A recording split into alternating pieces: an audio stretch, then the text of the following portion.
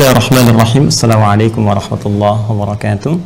Alhamdulillah wassalatu wassalamu ala Rasulillah wa ala alihi wa sahbihi wa man walah. Wa ba'du. Fa ya ahbaballahi wa ahbaba rasulih sallallahu alaihi wasallam, usi nafsi wa iyyakum bi taqwallahi faqad fazal muttaqun fala tamutunna illa wa antum muslimun.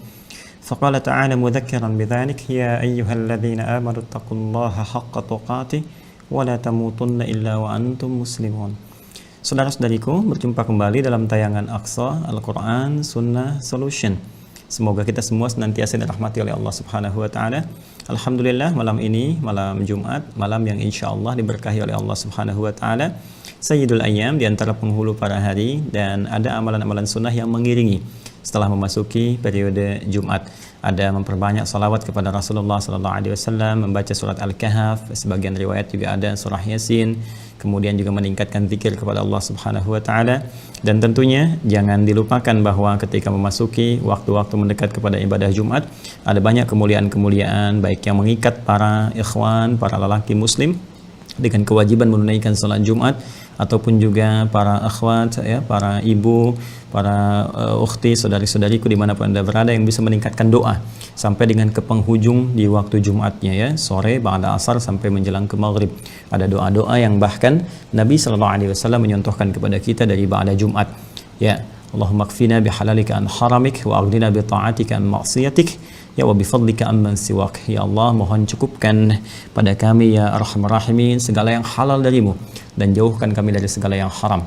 Ya Allah, mohon perkaya diri kami ya Allah dengan keutamaan darimu saja, segala keutamaan yang Engkau berikan kepada kami, dan tepikan segala hal yang tidak mengandung keutamaan kecuali darimu saja, ya, dan berikan kami kekayaan untuk selalu senantiasa meningkatkan ketaatan kepadamu dan menjauhi segala yang Engkau larang. Itu diantara sekian doa yang diajarkan oleh Rasulullah SAW, khususnya dari mulai ba'da Jumat sampai dengan ke penghujungnya.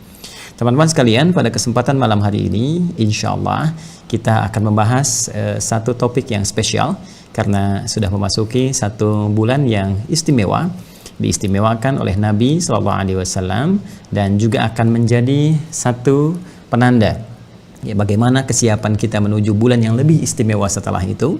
Kemudian akan menjadi parameter kesuksesan kita mendapatkan keistimewaan di bulan setelah bulan itu, dan bagaimana kemudian kita mendapatkan keistimewaan-keistimewaan spesifik juga yang Allah kemudian isyaratkan melalui lisan Rasulullah SAW di bulan ini, yaitu bulan Sya'ban, bulan dengan urutan ke-8 di tahun Hijriah, penanggalan Hijriah, yang terletak setelah bulan Rajab telah kita usai di bulan yang lalu. Kemudian saat ini Sya'ban, bulan ke-8, dan selanjutnya Ramadan.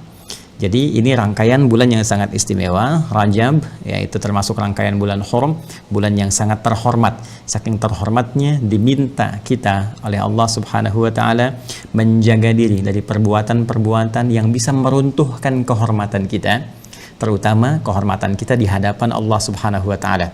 Runtuhnya kehormatan seorang hamba di hadapan Allah ketika ia berbuat maksiat, baik terang-terangan ataupun sembunyi-sembunyi dalam pandangan manusia, namun bagi Allah semua nyata.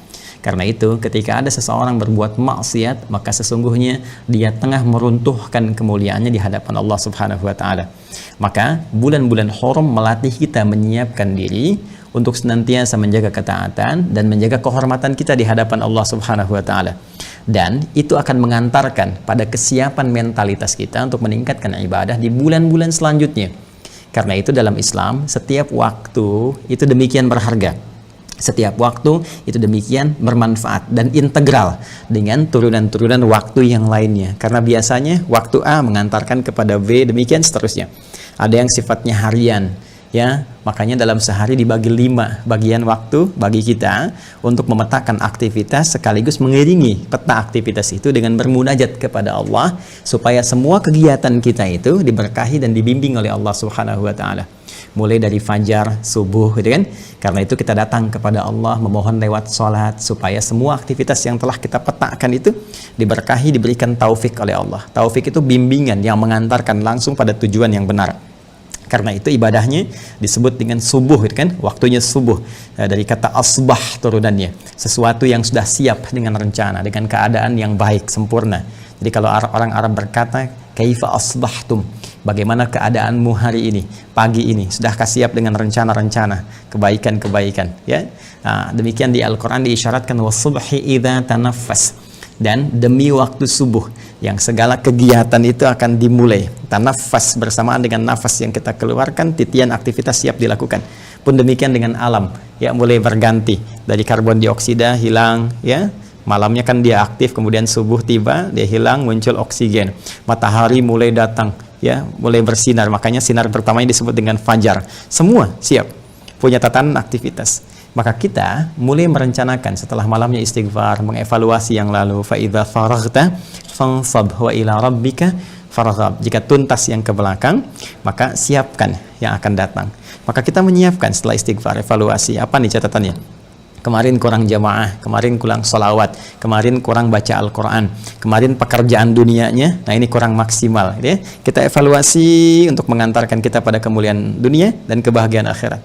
Setelah itu kita siapkan untuk esok hari, kalau Allah berkenan memberikan kehidupan kembali kepada kita, kesempatan terbaik untuk memperbaiki amalan kita. Setelah kita siapkan itu, maka esok harinya, subuh, kita datang kepada Allah. Ada panggilan kan? Dalam sholat itu, ya, maka muadzin memanggil Allahu Akbar, kita siap datang memohon kepada Allah. Makanya dalam sholat kita minta, ya, makanya panggilan pertama menunaikan sholat itu dimintakan oleh Allah untuk menyertakan permohonan kita, ya. Bukankah kita diminta saat kita akan menunaikan sholat dengan kalimat wasta'inu bis-sabri was-shalah? Ya, jika engkau punya persoalan dalam kehidupan, maka datanglah kepada Allah, terima dulu dengan sabar, ya, segala persoalan, segala rencana-rencana itu. Kemudian lewat sholat mohonkan kepada Allah. Bahkan iman kita disentuh dalam Al-Quran. Ya, surah kedua di ayat 153. Ya ayyuhalladzina amanu sta'inu bis-sabri was-shalah. Hai semua orang yang punya iman, iman kita dipertaruhkan. Ya, iman kita dipertaruhkan, keyakinan kita kepada Allah dipertaruhkan. Ya, maka Allah meminta kepada kita, jika Anda punya persoalan dalam kehidupan, peta-peta jalan hidup, aktivitas-aktivitas, ingin memohon kemudahan, terima dulu itu semua dengan sabar, lalu menghadap kepada Allah lewat sholat, minta. Dan itu dalam subuh kita memohon. Ya, dari permohonan itu kita sholat dengan benar, kita minta. Makanya semua bacaan sholat itu permintaan kita. Ya, bahkan puncaknya di sebelum sujud itu nanti, ya antara sujud, dua sujud itu ada duduk di antara dua sujud. Rabbighfirli warhamni wajburni warfa'ni warzuqni, itu minta rezeki, minta sayang, minta perlindungan, ya kan? Minta penjagaan dan sebagainya. Karena itu orang-orang beraktivitas dari subuh nanti ke zuhur, dari zuhur nanti ke asar, dari asar ke maghrib sampai dengan ke isya. Itu peta apa? Peta harian. Ya, ada peta pekanan lewat Jumat, ya kan? Nanti ada peta bulanan lagi, ada peta tahunan, sampai kita bisa memetakan setiap waktu integral, mengantarkan satu kepada yang lainnya. Demikian tadi, setiap hari ngantarkan ke hari berikutnya, ngantarkan hari berikutnya sampai ke Jumat. Jumat puncaknya sampai ada hadis spesifik, kalimat Nabi SAW. Ya, as-salatu ila as-salawat, as-salawatu ila as-salawat, wal jumu'atu ila al-jumu'ati, wa ramadan ila ramadan kafaratun lima bainahunna, ma lam takulil kabair. Ya, bima makna wa sadaqa Rasulullah sallallahu alaihi wasallam. Ya, Nabi menyampaikan salat satu ke salat yang lainnya, di antara salat itu, kemudian Jumat ke Jumat, Ramadan ke Ramadan, itu bisa menggugurkan dosa-dosa kecil secara langsung yang kita kerjakan, sepanjang itu bukan dosa besar atau yang sengaja dosa dilakukan. Jadi kadang-kadang salah lihat, salah dengar, ya, ingin lihat kajian, tiba-tiba muncul iklan yang tak pantas dan sebagainya. Itu dengan menunaikan salat tanpa kita berniat tadi, tak sengaja, itu gugur. Demikian ke Jumat, ya. Makanya rugi kalau orang tidak memaksimalkan diri untuk ibadah di hari Jumat itu khususnya, kemudian sampai Ramadan ke Ramadan per tahun. Yang saya ingin katakan adalah, di dalam Islam, konsep waktu itu semua mengandung nilai-nilai manfaat yang saling mengantarkan pada waktu berikutnya. Jadi yang lalu jadi pelajaran, mengantarkan ke masa kini, memetakan di masa depan. Pun demikian ketika titian waktu ini kita petakan sampai ke tahap-tahap tahunan dalam konsep bulan-bulan yang mengantarkan satu dengan yang lainnya. Karena itu di penganggalan Hijriyah itu bukan kata hampa makna. Dari yang bulan pertama Al-Muharram, ada kaitan dengan bulan kedua Safar, ada kaitan dengan bulan ketiga Rabiul Awal, ada kaitan dengan bulan keempat Rabiul Akhir, kaitan dengan bulan kelima Jumadal Ula, kaitan dengan bulan keenam Jumadal Akhirah, kaitan dengan bulan ketujuh Rajab, Rajab pun terkait dengan bulan ke-8 Sya'ban, Sya'ban terkait dengan bulan ke-9 Ramadan, dan 9 terkait dengan bulan 10 Syawal, Syawal nanti ada kaitan dengan yang ke-11 Dzulqa'dah, demikian ke-12 Dzulhijjah, dan 12 pun ke bulan Al-Muharram ada kaitan lagi. Lantas, sekarang saat ini kita ada di bulan Sya'ban. Apa yang dimaksud dengan Sya'ban? apa korelasi Sya'ban dengan bulan sebelumnya yaitu Rajab dan bulan setelahnya yaitu Ramadan. Sampai-sampai Nabi pernah menyebutkan dalam riwayat, inilah bulan Sya'ban. Ya, inilah bulan Sya'ban yang sering sekali tidak sedikit orang lupa. Banyak orang lupa tentang keutamaannya sehingga mereka memaksimalkan bulan Rajab sebelumnya dan juga mengejar Ramadan setelahnya sampai lupa keutamaan di bulan Sya'ban. Ya, karena itulah kita akan mencoba mengkhususkan kajian di malam hari ini untuk menggali dan mengenal lebih dekat tentang Sya'ban. Baik, kalau sudah siap, insya Allah kita mulai dengan memohon taufik dari Allah Subhanahu wa Ta'ala. Semoga ilmu yang akan kita bahas diberikan keberkahan oleh Allah Subhanahu wa Ta'ala, dimudahkan dalam pembahasan, benar dalam menyampaikan, benar dalam memahami, dan mudah untuk diamalkan. Itu kunci yang paling utama. Baik, mari kita mulai teman-teman sekalian. Bismillahirrahmanirrahim. Terkait dengan keutamaan bulan Sya'ban, mengenal lebih dekat bulan Sya'ban. Bismillah. Pertama, kita akan coba tuliskan dulu ya nama bulannya supaya kita lebih mengetahui dengan baik dalam tulisan Arabnya ya. Seperti ini. Ya. Nanti saya akan coba share ya. Kenapa kita lebih menekankan penulisan pada tulisan Arab ya, untuk mengetahui maknanya lebih dalam, itu maksudnya. Jadi tidak ada aspek-aspek lain kecuali pendalaman terhadap makna. Di tulisan Latinnya kurang lebih ditulis seperti ini ya, Sya'ban.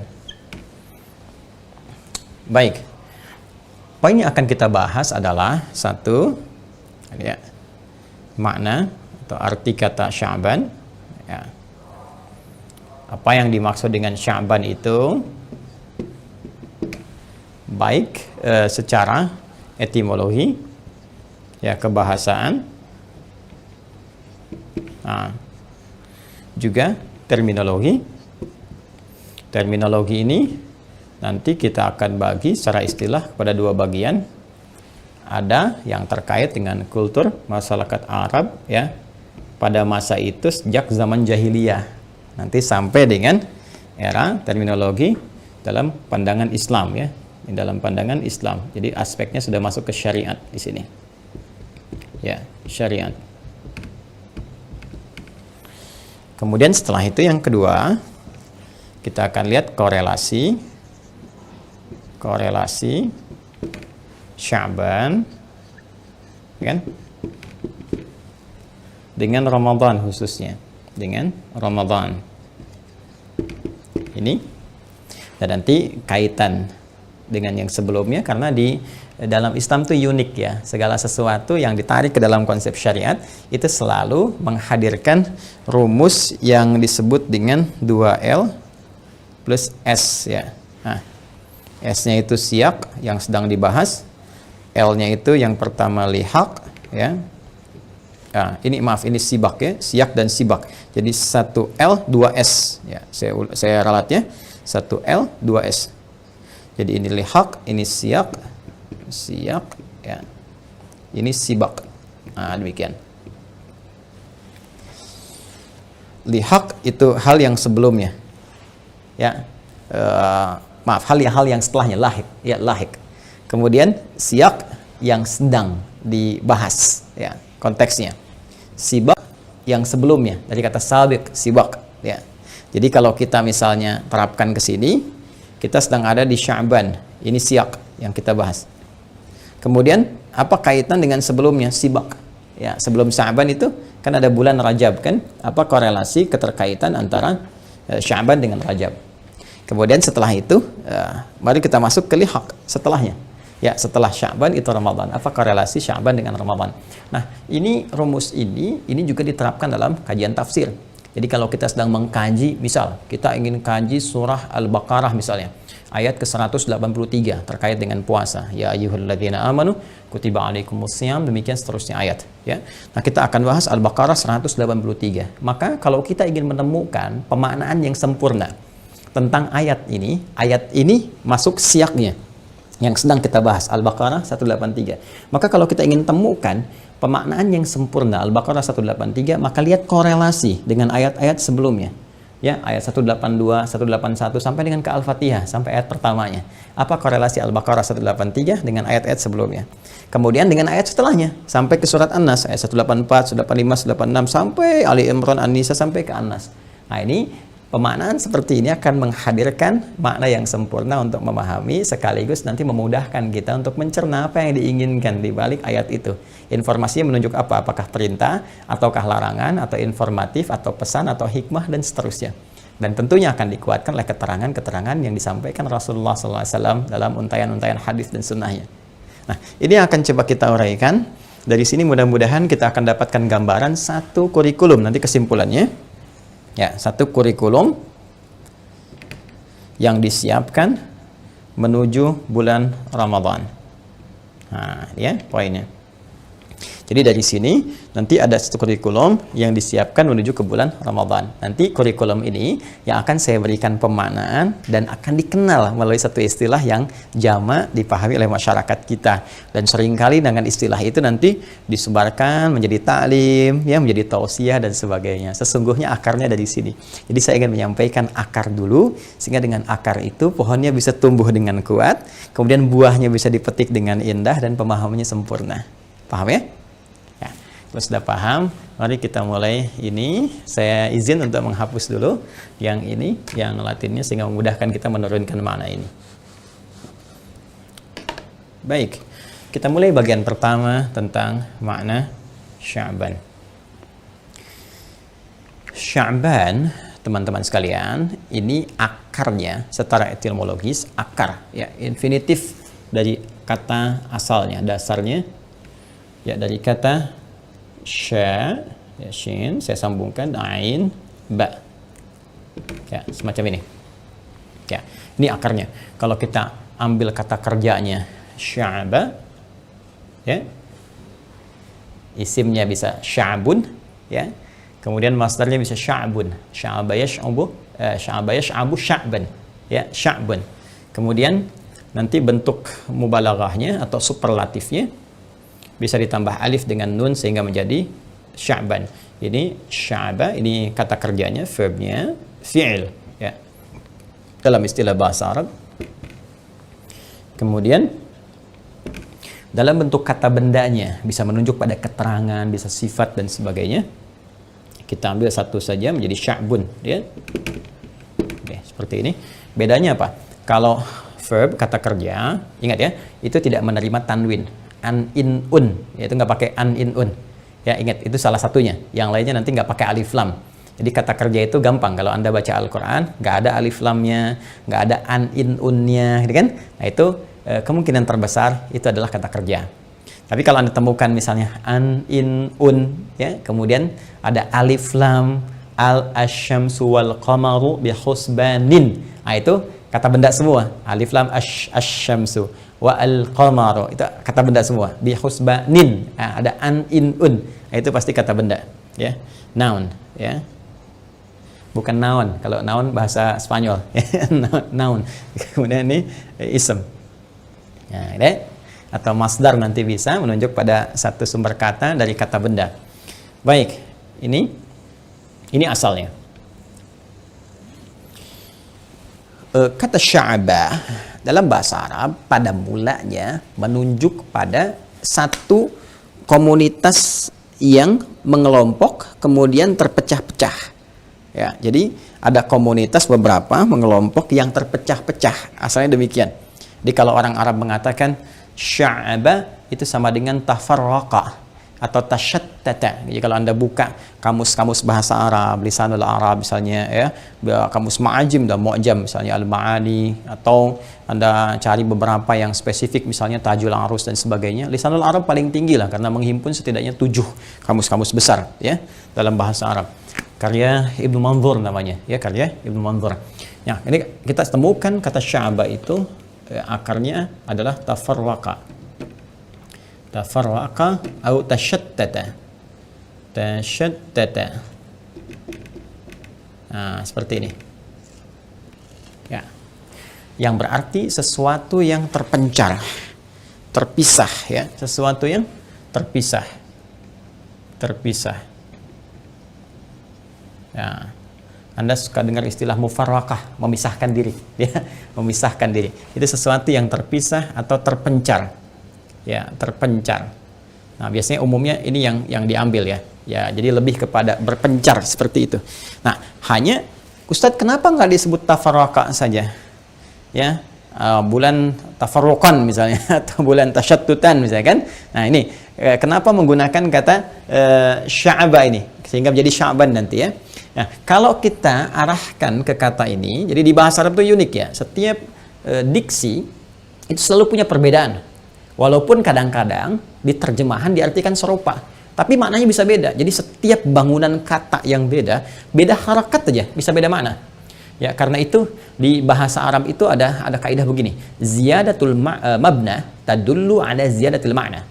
Bertambahnya satu bangunan huruf bisa jadi misalnya tambah huruf, tambah harakat, rubah harakatnya tadullu ala ziyadatil ma'na. Ini menunjukkan pada perubahan makna.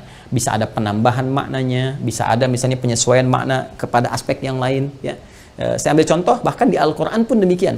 Saking sempurnanya Al-Qur'an, diksinya sempurna sesuai dengan aktivitas hamba ya.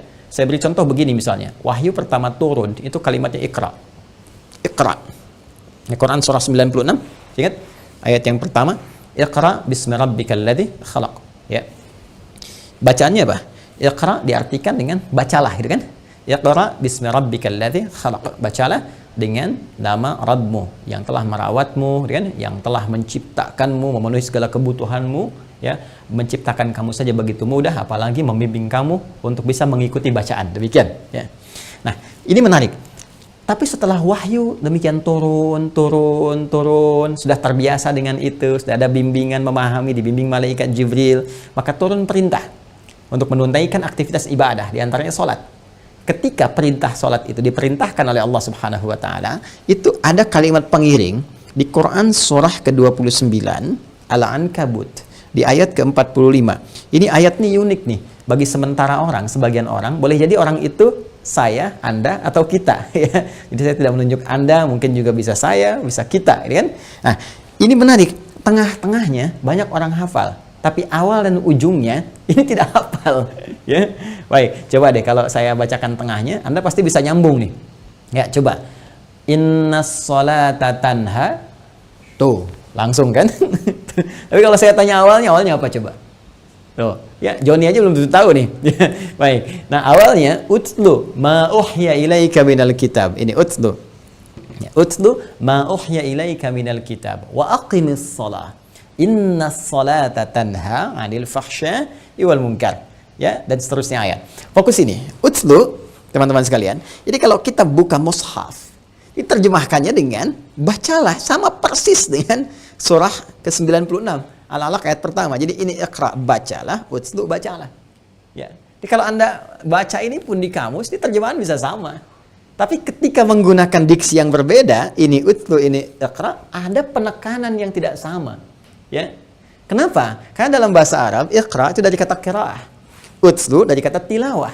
Iqra itu perintah, fi'il amr, perintah untuk membaca. Asalnya dari qiraah. Qiraah itu artinya membaca sesuatu yang nampak, tulisan misalnya yang tertulis dibaca, atau menghadirkan ingatan yang diingat, tapi tidak menuntut pemahaman kepada kita untuk memahami apa yang dibaca itu. Jadi nggak ada tuntutan pemahamannya, yang penting diminta baca. Saya katakan pada Anda, Iqra, ya akhi Iqra, ya baca ini, ya makna Sya'ban. Sudah, saya tidak menuntut Anda paham. Jelas ya? Beda dengan ini, tilawah.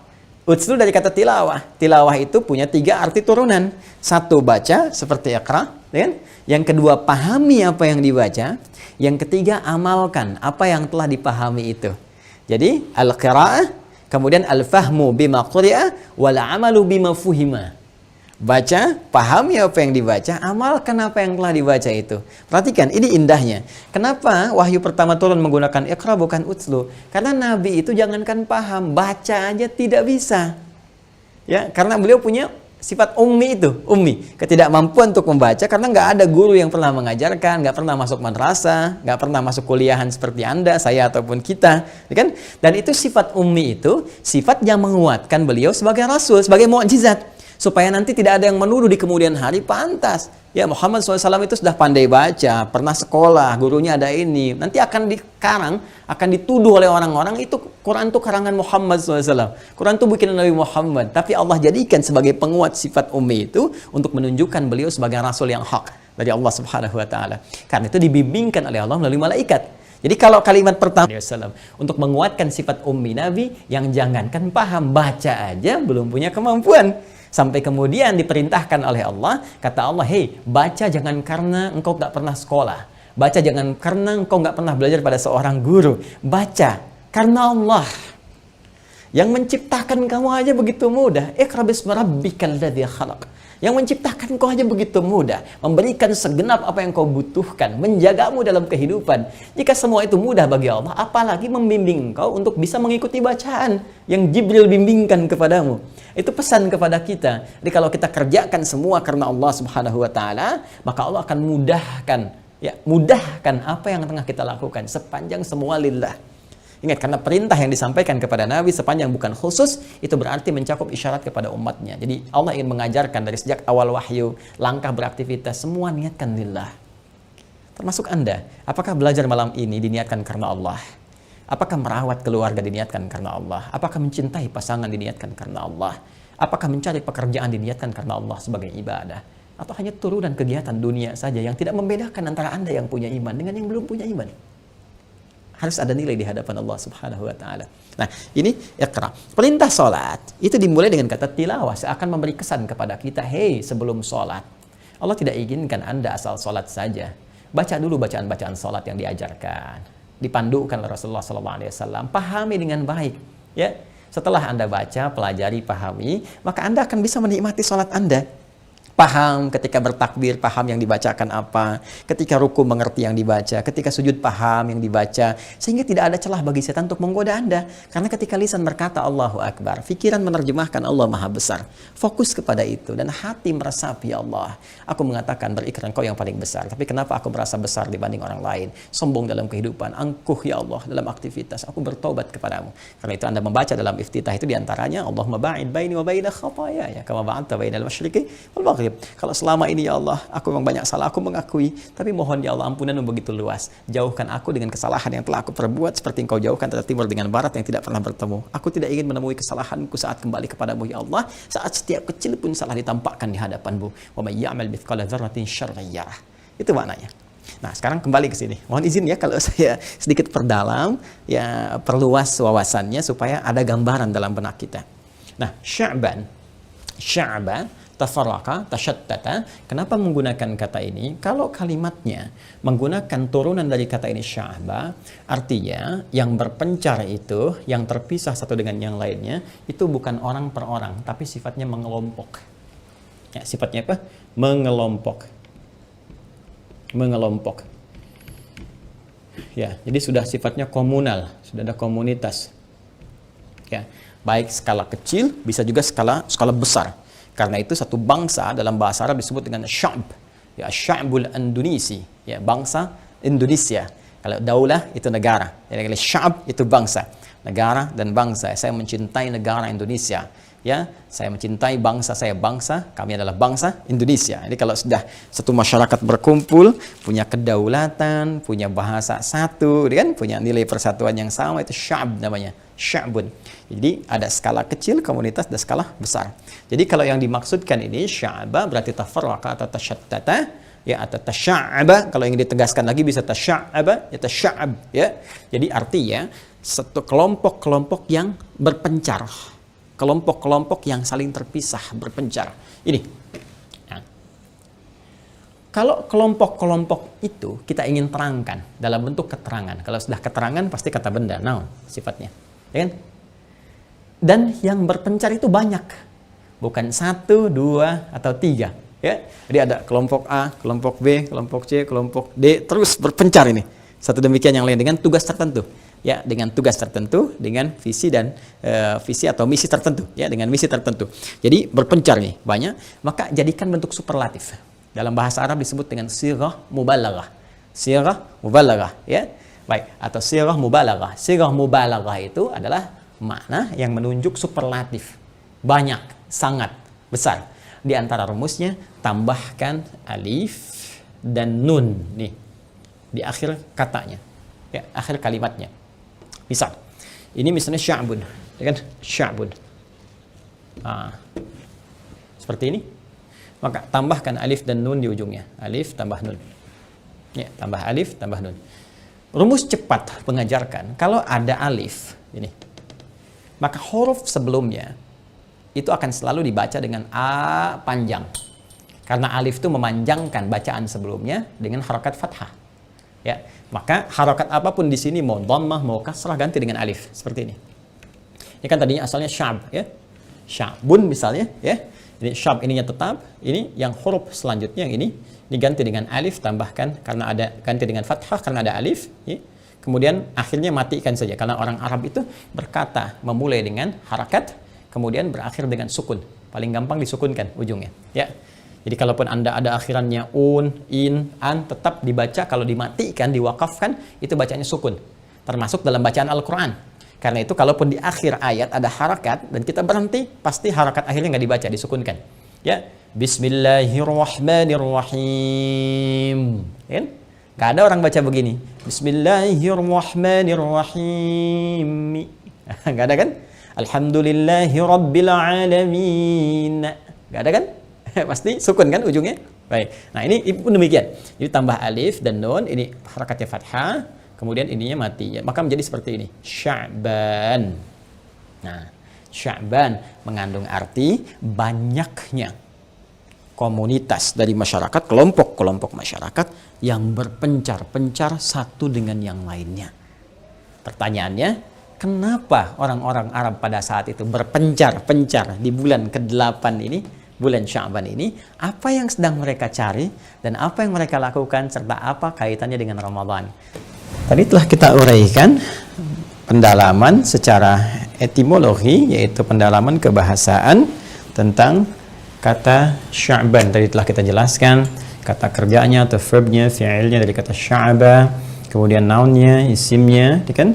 Menjadi sya'bun yang berarti tafarraqa atau tashattata, ya, sesuatu yang berpencar, yang terpisah dalam bentuk komunal, karena sya'bun sendiri mengandung makna sesuatu yang mengomunitas, berkelompok, ya, baik skala kecil ataupun skala yang besar. Kalau ini kita ingin jadikan bentuk superlatif, sighah mubalaghah, bentuk superlatif, maka tambahkan alif dan nun di ujung kalimatnya. Ini rumus umum. Ya, seperti ghafara misalnya di gufran, ya. Kemudian apalagi misalnya syukran tidak pakai tanwin, ya, syukran. Seperti gufran misalnya. Kemudian ada lagi apalagi, ya, misalnya ihsan pakai alif dan nun, itu sudah punya mubalaghah dengan sendirinya, ya. Kata if'al wazannya if'alun tapi sudah punya makna mubalaghah dengan sendirinya. Ya, kurang lebih demikian. Rahman, ya. Rahimah, rahman, rahmanun. Jadi yang banyak sekali kasihnya, yang banyak limpahan sayangnya. Ghufran yang banyak limpahan ampunannya. Ya, kurang lebih demikian. Kemudian Sya'ban yang banyak masyarakat yang mengelompok kemudian berpencar satu dengan yang lainnya. Tadi kita berhenti di titik itu. Ya, sekarang kita akan masuki ke fase-fase terminologi. Dari kata etimologi ini muncul pertanyaan, kan, secara terminologis, sebetulnya apa sih yang dicari oleh masyarakat pada saat itu sampai mereka mengelompok berpencar? Ada misi apa, gitu kan? Nah, untuk menemukan ini nggak mungkin kita bahas secara etimologi saja.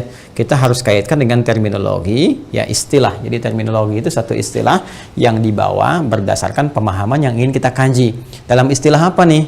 Karena bisa berbeda. Ya, saya ingin bahas kata bisa. Ya, kata bisa secara bahasa bisa banyak maknanya, ya, bisa berarti dapat, mampu, bisa berarti juga racun dan sebagainya. Nah, sekarang dalam terminologi apa kita bawa?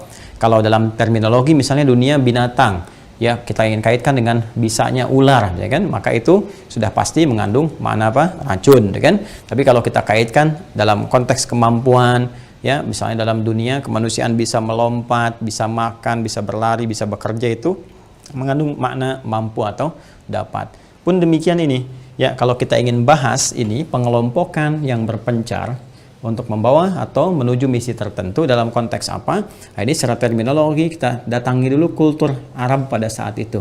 bahkan pra-Islam, ya, sebelum masa Islam. Teman-teman sekalian, ada kebiasaan di kultur Arab pada masa itu, jahiliyah. Jadi kalau saya sebutkan jahiliyah, itu masa sebelum Islam, pra-Islam, sebelum diangkatnya Rasulullah SAW sebagai Nabi dan Rasul. Baik, teman-teman sekalian, orang-orang jahiliyah pada masa itu, orang-orang Arab ya, mereka sudah punya kultur untuk menamai segala peristiwa yang terkait pada masa itu dilekatkan pada penanggalan waktu mereka. Ya, kalau kita ingin kaitkan misalnya tahun ya, kita ingin mengetahui ada sesuatu yang terjadi di tahun itu dan diberikan nama. Ya, misalnya Nabi SAW saat dilahirkan, itu tahunnya disebut tahun gajah. Nggak seperti kita misalnya tahun 2021 sekarang, sebenarnya tahun 2020. Ya, kapan Indonesia merdeka? 1945, ya kan? Ada hal-hal demikian, ada tahun-tahunnya spesifik menyebut angka. Orang jahiliyah tidak. Atau skema Arab pada saat itu kulturnya tidak demikian. Jadi apa yang terjadi pada masa itu? Peristiwa besar yang mudah untuk diingat, kan? Oh, ternyata ada Raja Abraha datang dari wilayah Yaman, kemudian membawa pasukan gajah yang sangat besar, ingin berniat menghancurkan Ka'bah, gitu kan? Yang kemudian pada saat itu digagalkan langsung oleh Allah Subhanahu wa taala dan dieksekusi seluruh pasukannya pada masa itu, bahkan diabadikan dengan turunnya surah Al-Fil itu, ya. Al-Fil, surah yang menceritakan tentang pasukan bergajah yang banyak. Alam tara kaifa fa'ala rabbuka bi ashabil fil dan seterusnya. Nah, yang paling menarik teman-teman sekalian, maka peristiwa itu sejak lahirnya Nabi SAW, ya, tahun kelahiran Nabi dikenal dengan peristiwa yang maraknya itu, yang tadi populer. Maka karena banyak gajah dikenal dengan tahun apa?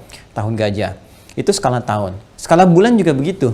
Ya, di mana mereka ingin menamai bulan, apa yang pada saat itu terjadi gitu. Keadaannya bagaimana? Bisa terkait dengan peristiwa, bisa dengan alam, bisa dengan iklim dan sebagainya. Saya beri contoh misalnya ya, bulan kedua itu disebut dengan Safar. Ya, bulan kedua disebut apa? Safar. Ya, itu dari sejak bulan pertama Al-Muharram ada artinya. Ya, nanti kita bahas tersendiri ya, karena itu sering saya kaji ketika masuk bulan Al-Muharram, maka nanti bisa direferensikan kembali. Sekarang saya berikan wawasan lagi dengan izin Allah, yaitu Safar. Safar itu kan seakar ya, dengan kata sifr. Sifrun artinya kosong, nol, sifr, nol. Ya, bisa juga nanti bisa seakar dengan kata sofra, ya, berarti kuning gitu kan. Sofra'ul launuha, ya, sofra'ul launuha di Al-Baqarah disebutkan kan mencari sapi yang kekuning-kuningan, ya kan? Nah, itu bisa kita sebutkan sifar katanya nol, ya, bisa juga seakar dengan safra yang berarti apa? Berarti kuning, ya, kuning atau kekuning-kuningan. Kenapa bulan yang kedua itu disebut dengan Safar? Salah satunya adalah ada kebiasaan orang-orang Arab itu berniaga. Ya, jadi kalau mereka sudah berniaga, ada yang ke Yaman, ya, ada yang ke Syam. Syam itu bisa wilayah Syria, kekinian Palestina, ya, dan sekitarannya. Itu mereka tinggalkan, bahkan diabadikan kebiasaan ini di surah Al-Quraisy. Ya, untuk menunjukkan kebiasaan orang-orang Quraisy, suku terbesar pada saat itu yang sangat terhormat, sangat dihormati, sangat punya pengaruh yang sangat besar. Li'ilafi Quraisy, ilafihim rihlatash shita was saif, ya. Ya, Allah sampaikan satu pernyataan yang sangat luar biasa, informasi yang sangat dahsyat. Li'ilafi Quraisy, karena kebiasaan orang-orang Quraisy itu. Apa di antara kebiasaan mereka? Berniaga. Ya, ilafihim rihlatash shita was saif. Mereka suka berniaga, pergi merantau baik di musim dingin ataupun di musim panas, mereka menyebar, gitu kan, dan sebagainya. Banyak mereka keluar untuk berniaga. Nah, awal-awal niaga mereka itu dimulai salah satunya di bulan yang kedua. Ya, kalau kita sebut kedua dalam urutan sekarang penanggalan Hijriah, yaitu Safar, ya. Kenapa disebut Safar? Karena banyak orang keluar dari wilayah Mekah itu, ya, wilayah Hijaz itu. Mereka banyak keluar, menyebar, ada yang ke Yaman, ada yang ke Syam. Jadi seakan-akan ketika mereka berniaga, berdagang, bahkan Rasulullah pun, ya, saat di awal-awal masa mendekati masa-masa kenabian itu kan berniaga, ya, ditemani oleh Maisarah membawa dagangannya Sayyidah Khadijah, gitu kan. Kemudian juga pernah ikut dengan pamannya Abu Talib dan seterusnya. Ya, maka karena banyak yang keluar, berangkat, keluar berniaga, seakan-akan wilayahnya kosong. Ya, seakan-akan kosong. Ya, mereka berusaha mencari emas, ya, mencari dinar, ya, mencari dirham, dan kekuning-kuningan. Ya, karena wilayah itu kosong, seakan-akan kosong, dan banyak orang merantau mencari sesuatu yang berharga, emas dan sebagainya, yang kekuning-kuningan menghilau, maka bulannya disebut dengan Safar pada saat itu. Ya, nanti ada nama tersendiri. Kebalikannya nanti Zulqa'dah. Zulqa'dah itu bulan ke-11. Kenapa disebut Qi'dah, bukan Qa'dah, ya? Ya, asalnya bukan Qa'dah. Ini masuk dalam bab di ilmu bahasa itu al-akhta' al-lughawiyah asy-sya'i'ah. Kesalahan bahasa yang sudah meluas, jadi salah kaprah, termasuk di Arab sendiri. Jadi bukan Dzulqa'dah, bukan Dzulqa'idah, apalagi Dzulqa'idah. Itu nggak ada, ya. Baik, apalagi yang terakhir gitu. Nanti yang paling tepat Dzulqi'dah. Ya, Qa'dah itu benar secara bahasa gramatikal, tapi yang spesifik tepat dalam konteks kultur Arabnya disebutnya qi'dah. Kalau Qa'dah itu isim marrah, jadi sesuatu yang singkat. Tapi qi'dah itu menunjuk pada hay'ah, keadaan santai. Jadi kalau Qa'dah itu cuma sekilas duduk ya, kemudian bangkit lagi. Nah, jadi harokatnya fathah, jalsah, duduk, bangkit lagi gitu kan. Tapi kalau qi'dah duduk santai sambil ngopi gitu kan, sambil minum teh dan sebagainya. Kenapa bulan ke-11 disebut dengan Dzulqi'dah? Bulan orang yang duduk santai sambil ngopi, sambil minum teh dan sebagainya. Karena orang Arab yang biasa berniaga pada saat itu keluar, itu cenderung memilih duduk santai ya di tempat-tempat mereka, kemudian juga dengan teman-teman mereka karena menunggu bulan ke-12 saat banyak orang datang untuk berniaga ke Mekah karena banyak orang hajian. Karena itu bulan ke-12 disebut Dzulhijjah. Ya bulan orang-orang yang haji karena banyak orang datang ke Mekah. Jadi yang biasanya merantau keluar sekarang nggak merantau. Ya semua duduk karena banyak di luar datang ke Mekah pada saat itu. Karena itu nanti turun ayat 198 di surah Al-Baqarah ya bahwa tidak sedikit orang yang datang ke Mekah itu bukan hanya untuk berhaji tapi untuk berniaga sampai dengan sekarang. Laisa 'alaikum junahun an tabtaghu fadlan min rabbikum. Ya tidak ada dosa, enggak dosa kalian kalau memang niat ke Mekah itu untuk berjualan bukan untuk haji. Dosa sih enggak gitu kan. Enggak ada dosanya, boleh-boleh saja gitu kan. Asal jangan berniaga dengan cara yang salah. Tapi berhaji itu lebih istimewa karena datangnya setahun sekali gitu kan. Nah, jadi pada saat itu disebut dengan Dzulqi'dah karena mereka duduk santai menunggu orang datang. Persis sama, ini juga demikian. Nah, kaitan dengan Sya'ban apa? Sya'ban itu bulan ke-8 teman-teman sekalian, itu akan memasuki bulan ke-9. Itu sudah pasti, ya kan? 8 masuk ke 9. Kenapa saya mulai dengan 9 dulu untuk mengaitkan dengan konteks Sya'ban ini? 9 teman-teman disebut dengan Ramadan pada saat itu. Ramadan itu kembali ya ada alif dan nunnya tuh Ramadan. Ini pernah saya bahas pada kajian Aku Suka ya. Aku suka, ya kan? Ayo kultum sebelum berbuka pada Ramadan. Itu insya Allah akan muncul lagi di tahun ini dengan izin Allah Subhanahu Wa Taala. Ya. Jadi Ramadan nih dari kata Ramadha ada yang menyebutkan ramda, sesuatu yang panas membakar, terik membakar. Ya, kalau ditambahkan alif dengan nun kembali ke rumus tadi, sighah mubalaghah superlatif alif dan nun menunjukkan makna sangat. Ya, sangat. Jadi cuaca yang ekstrim, yang sangat membakar, yang keadaannya begitu terik, gitu kan, panas. Nah, jadi di waktu itu, walaupun nanti berganti ke waktu berikutnya, ya bisa jadi musim dingin, tapi karena peristiwa awal penamaan pertamanya sangat panas terasa, maka mereka menyebut dengan nama Ramadan. Panas, terik, membakar, ya kan? Nah, kalau sudah panas, sudah terik, itu orang-orang malas untuk keluar. Ya, jangankan dulu lah, kini saja saya alhamdulillah Allah pernah izinkan tinggal di wilayah Arab gitu kan. Musim-musim panas, atau teman-teman lah di wilayah-wilayah misalnya Amerika atau di Eropa, musim panasnya seperti apa? Ya, saya pernah mendapati saat di Tripoli itu musim panas yang cukup luar biasa. Sampai kalau angin datang itu, ya kita seperti ditampar gitu. Kalau di musim panas, ya, itu panasnya luar biasa dan uapnya kan sedikit. Kalau di kita itu, ya misalnya mohon izin ya, mohon maaf sebesarnya. Kalau kita kepanasan kan keluarnya keringat, gerah. Kalau taruh kerupuk misalnya kan mengerut gitu ya. Tapi kalau di Arab tidak. Karena kering, uapnya sedikit, maka membakar sifatnya. Ya, kalau sudah panas itu panas. Ya, bisa hitam, hidung, lestreng itu kan ya, dan seterusnya itu luar biasa. Makanya ada karunia Allah juga untuk menyesuaikan dengan iklim. Itu ada salah satu wilayah di daerah Sudan itu, ya guru saya pernah cerita, itu ada yang pigmen kulitnya itu sampai 4 ya, ada yang putih, ada yang coklat, ada yang hitam, ada yang ungu. Dan di antara karunianya bukan untuk menunjuk rasial, bukan, tapi karunia Allah untuk menyesuaikan dengan lingkungan tempat dia tinggal. Yang putih mungkin biasalah ya sekitar 20 kan sampai 25, yang coklat di 26 sampai 30 kan. Yang hitam itu rata-rata ya ada sampai ya 38 40 gitu, 40. Tapi yang sampai ungu itu teman-teman sekalian itu rata-rata di 45. Kan panas biasanya. Kalau udah tinggi panasnya bisa 50, bisa 55. Dan sebagian kawan kita itu kalau mau tidur disiram air dulu kasurnya supaya terasa gitu ya, nyaman saat tidurnya. Nah, tapi apa manfaatnya bagi orang sekitaran? Ya Masya Allah. Ya kan? Bagi orang yang coklat ke hitam sangat tidak bisa menyesuaikan. Tapi di lingkungan orang yang hitam misalnya, ya panasnya yang cukup terik, jangan dilihat kulitnya. Tapi bagaimana dia bisa menyesuaikan dengan lingkungan? Dia bisa beraktivitas normal-normal saja. Nyaman, siang-siang panas biasa saja gitu kan. Ya bahkan di yang ungu apalagi gitu kan. Ada banyak paket hemat untuk bisa masak telur, bisa cepat matang gitu kan. Beraktivitasnya nggak takut hitam lagi, udah ungu gitu kan. Tapi kuat gitu keadaannya, sudah bagus, sudah luar biasa. Nah, itu hikmahnya diantaranya. Nah ini, tapi poinnya adalah dengan sesuatu yang panas, terik dan sebagainya, pada umumnya orang-orang Arab itu ya merasa kesulitan untuk beraktivitas. Sulit gitu kan. Nah, yang paling berbahaya itu sumber air. Kalau sudah kering, sudah terik, otomatis ya sumber-sumber air itu bisa kekeringan, bisa kosong. Karena itu apa yang mereka lakukan? Sebelum datangnya bulan yang ke-9 Ramadan, terik panas itu, maka mereka kompak membagi-bagi tugas-tugas kelompok. Mengelompok dibagi-bagi. Ya, suku A, suku B, suku C dikelompokin oleh mereka. Ya, ada yang jaga di rumah, ada yang berangkat semua. Nah, masing-masing itu ditugaskan oleh mereka menyebar untuk mencari sumber air. Berpencar, mencari sumber air, kumpulin supaya bisa diambil, kemudian disiapkan untuk memenuhi kebutuhan bulan ke-9, yaitu bulan Ramadan. Karena itu, kenapa bulan ke-8 disebut dengan Sya'ban? Secara kultural, orang-orang Arab pada masa itu, mereka namanya dengan Sya'ban karena mereka membagi masyarakat ke dalam kelompok-kelompok, yang kelompok-kelompok itu berusaha menemukan sumber air yang dengan itu mereka bisa melakukan persiapan sebelum tibanya bulan yang ke-9 yang panas, terik, membakar, sehingga tidak mudah bagi mereka menemukan sumber air kembali karena situasi sumur-sumur bisa kering pada masa itu. Nah, ini terkait dengan aspek kulturalnya. Nah, kemudian apa kaitannya dengan di era Islam?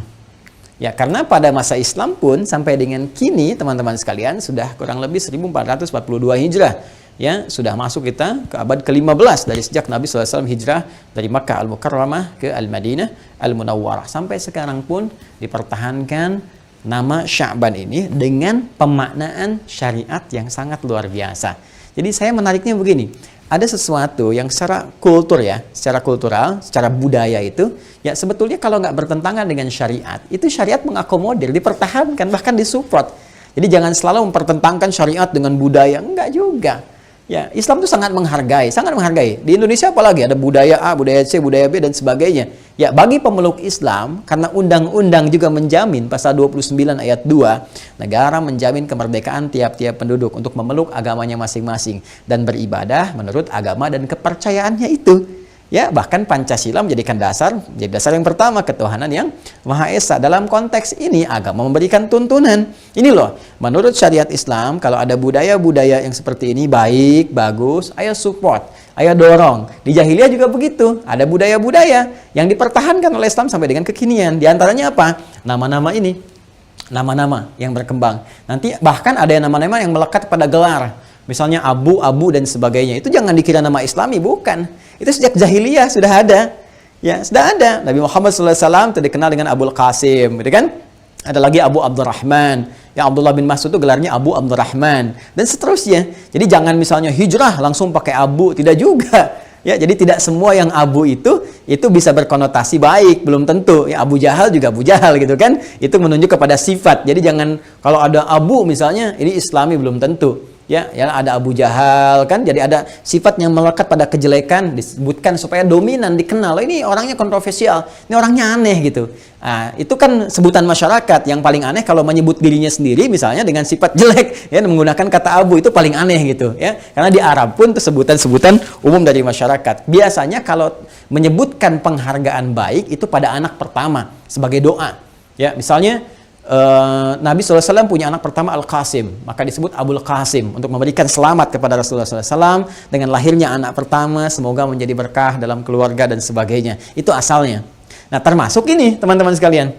Ya, dalam konteks ini penamaan-penamaan tahun Hijriyah sepanjang ya itu asalnya dari Islam sebelumnya, nama-nama baik. Kemudian ketika masuk Islam nggak bertentangan, bahkan maknanya ada korelasi dengan nilai-nilai dalam syariat Islam. Apa di antara korelasinya? Mari kita lihat. Jika dalam kultur Arab pada masa itu, mereka mengumpulkan air sebelum tibanya Ramadan, dalam konteks budaya, penamaan pada masa itu adalah menunjuk pada nama waktu yang begitu panas, terik, membakar, dan seterusnya. Bukankah dalam syariat Islam, teman-teman sekalian, Ramadan disebut dengan Ramadan? Bahkan namanya dipertahankan dalam Al-Quran. Disebutkan di Quran surah kedua Al-Baqarah di ayat 185. Ya. Syahrul Ramadan alladzi unzila fihil Quran. Bulan yang diwajibkan engkau menunaikan puasa itu, yaitu bulan yang sangat istimewa, yaitu bulan Ramadan. ya, yang engkau pahami dengan panas, terik, membakar dan sebagainya, yang pada bulan itulah diturunkan Al-Qur'an untuk menunjukkan kemuliaan Ramadan yang diwajibkan puasa pada masa itu. Kenapa ibadah puasa yang diturunkan oleh Allah Subhanahu wa taala perintahnya kepada Rasulullah dengan turunnya Quran surah kedua Al-Baqarah ayat 183, ya ayyuhalladzina amanu kutiba alaikumussyam kama kutiba alal ladzina min qablikum la'allakum tattaqun.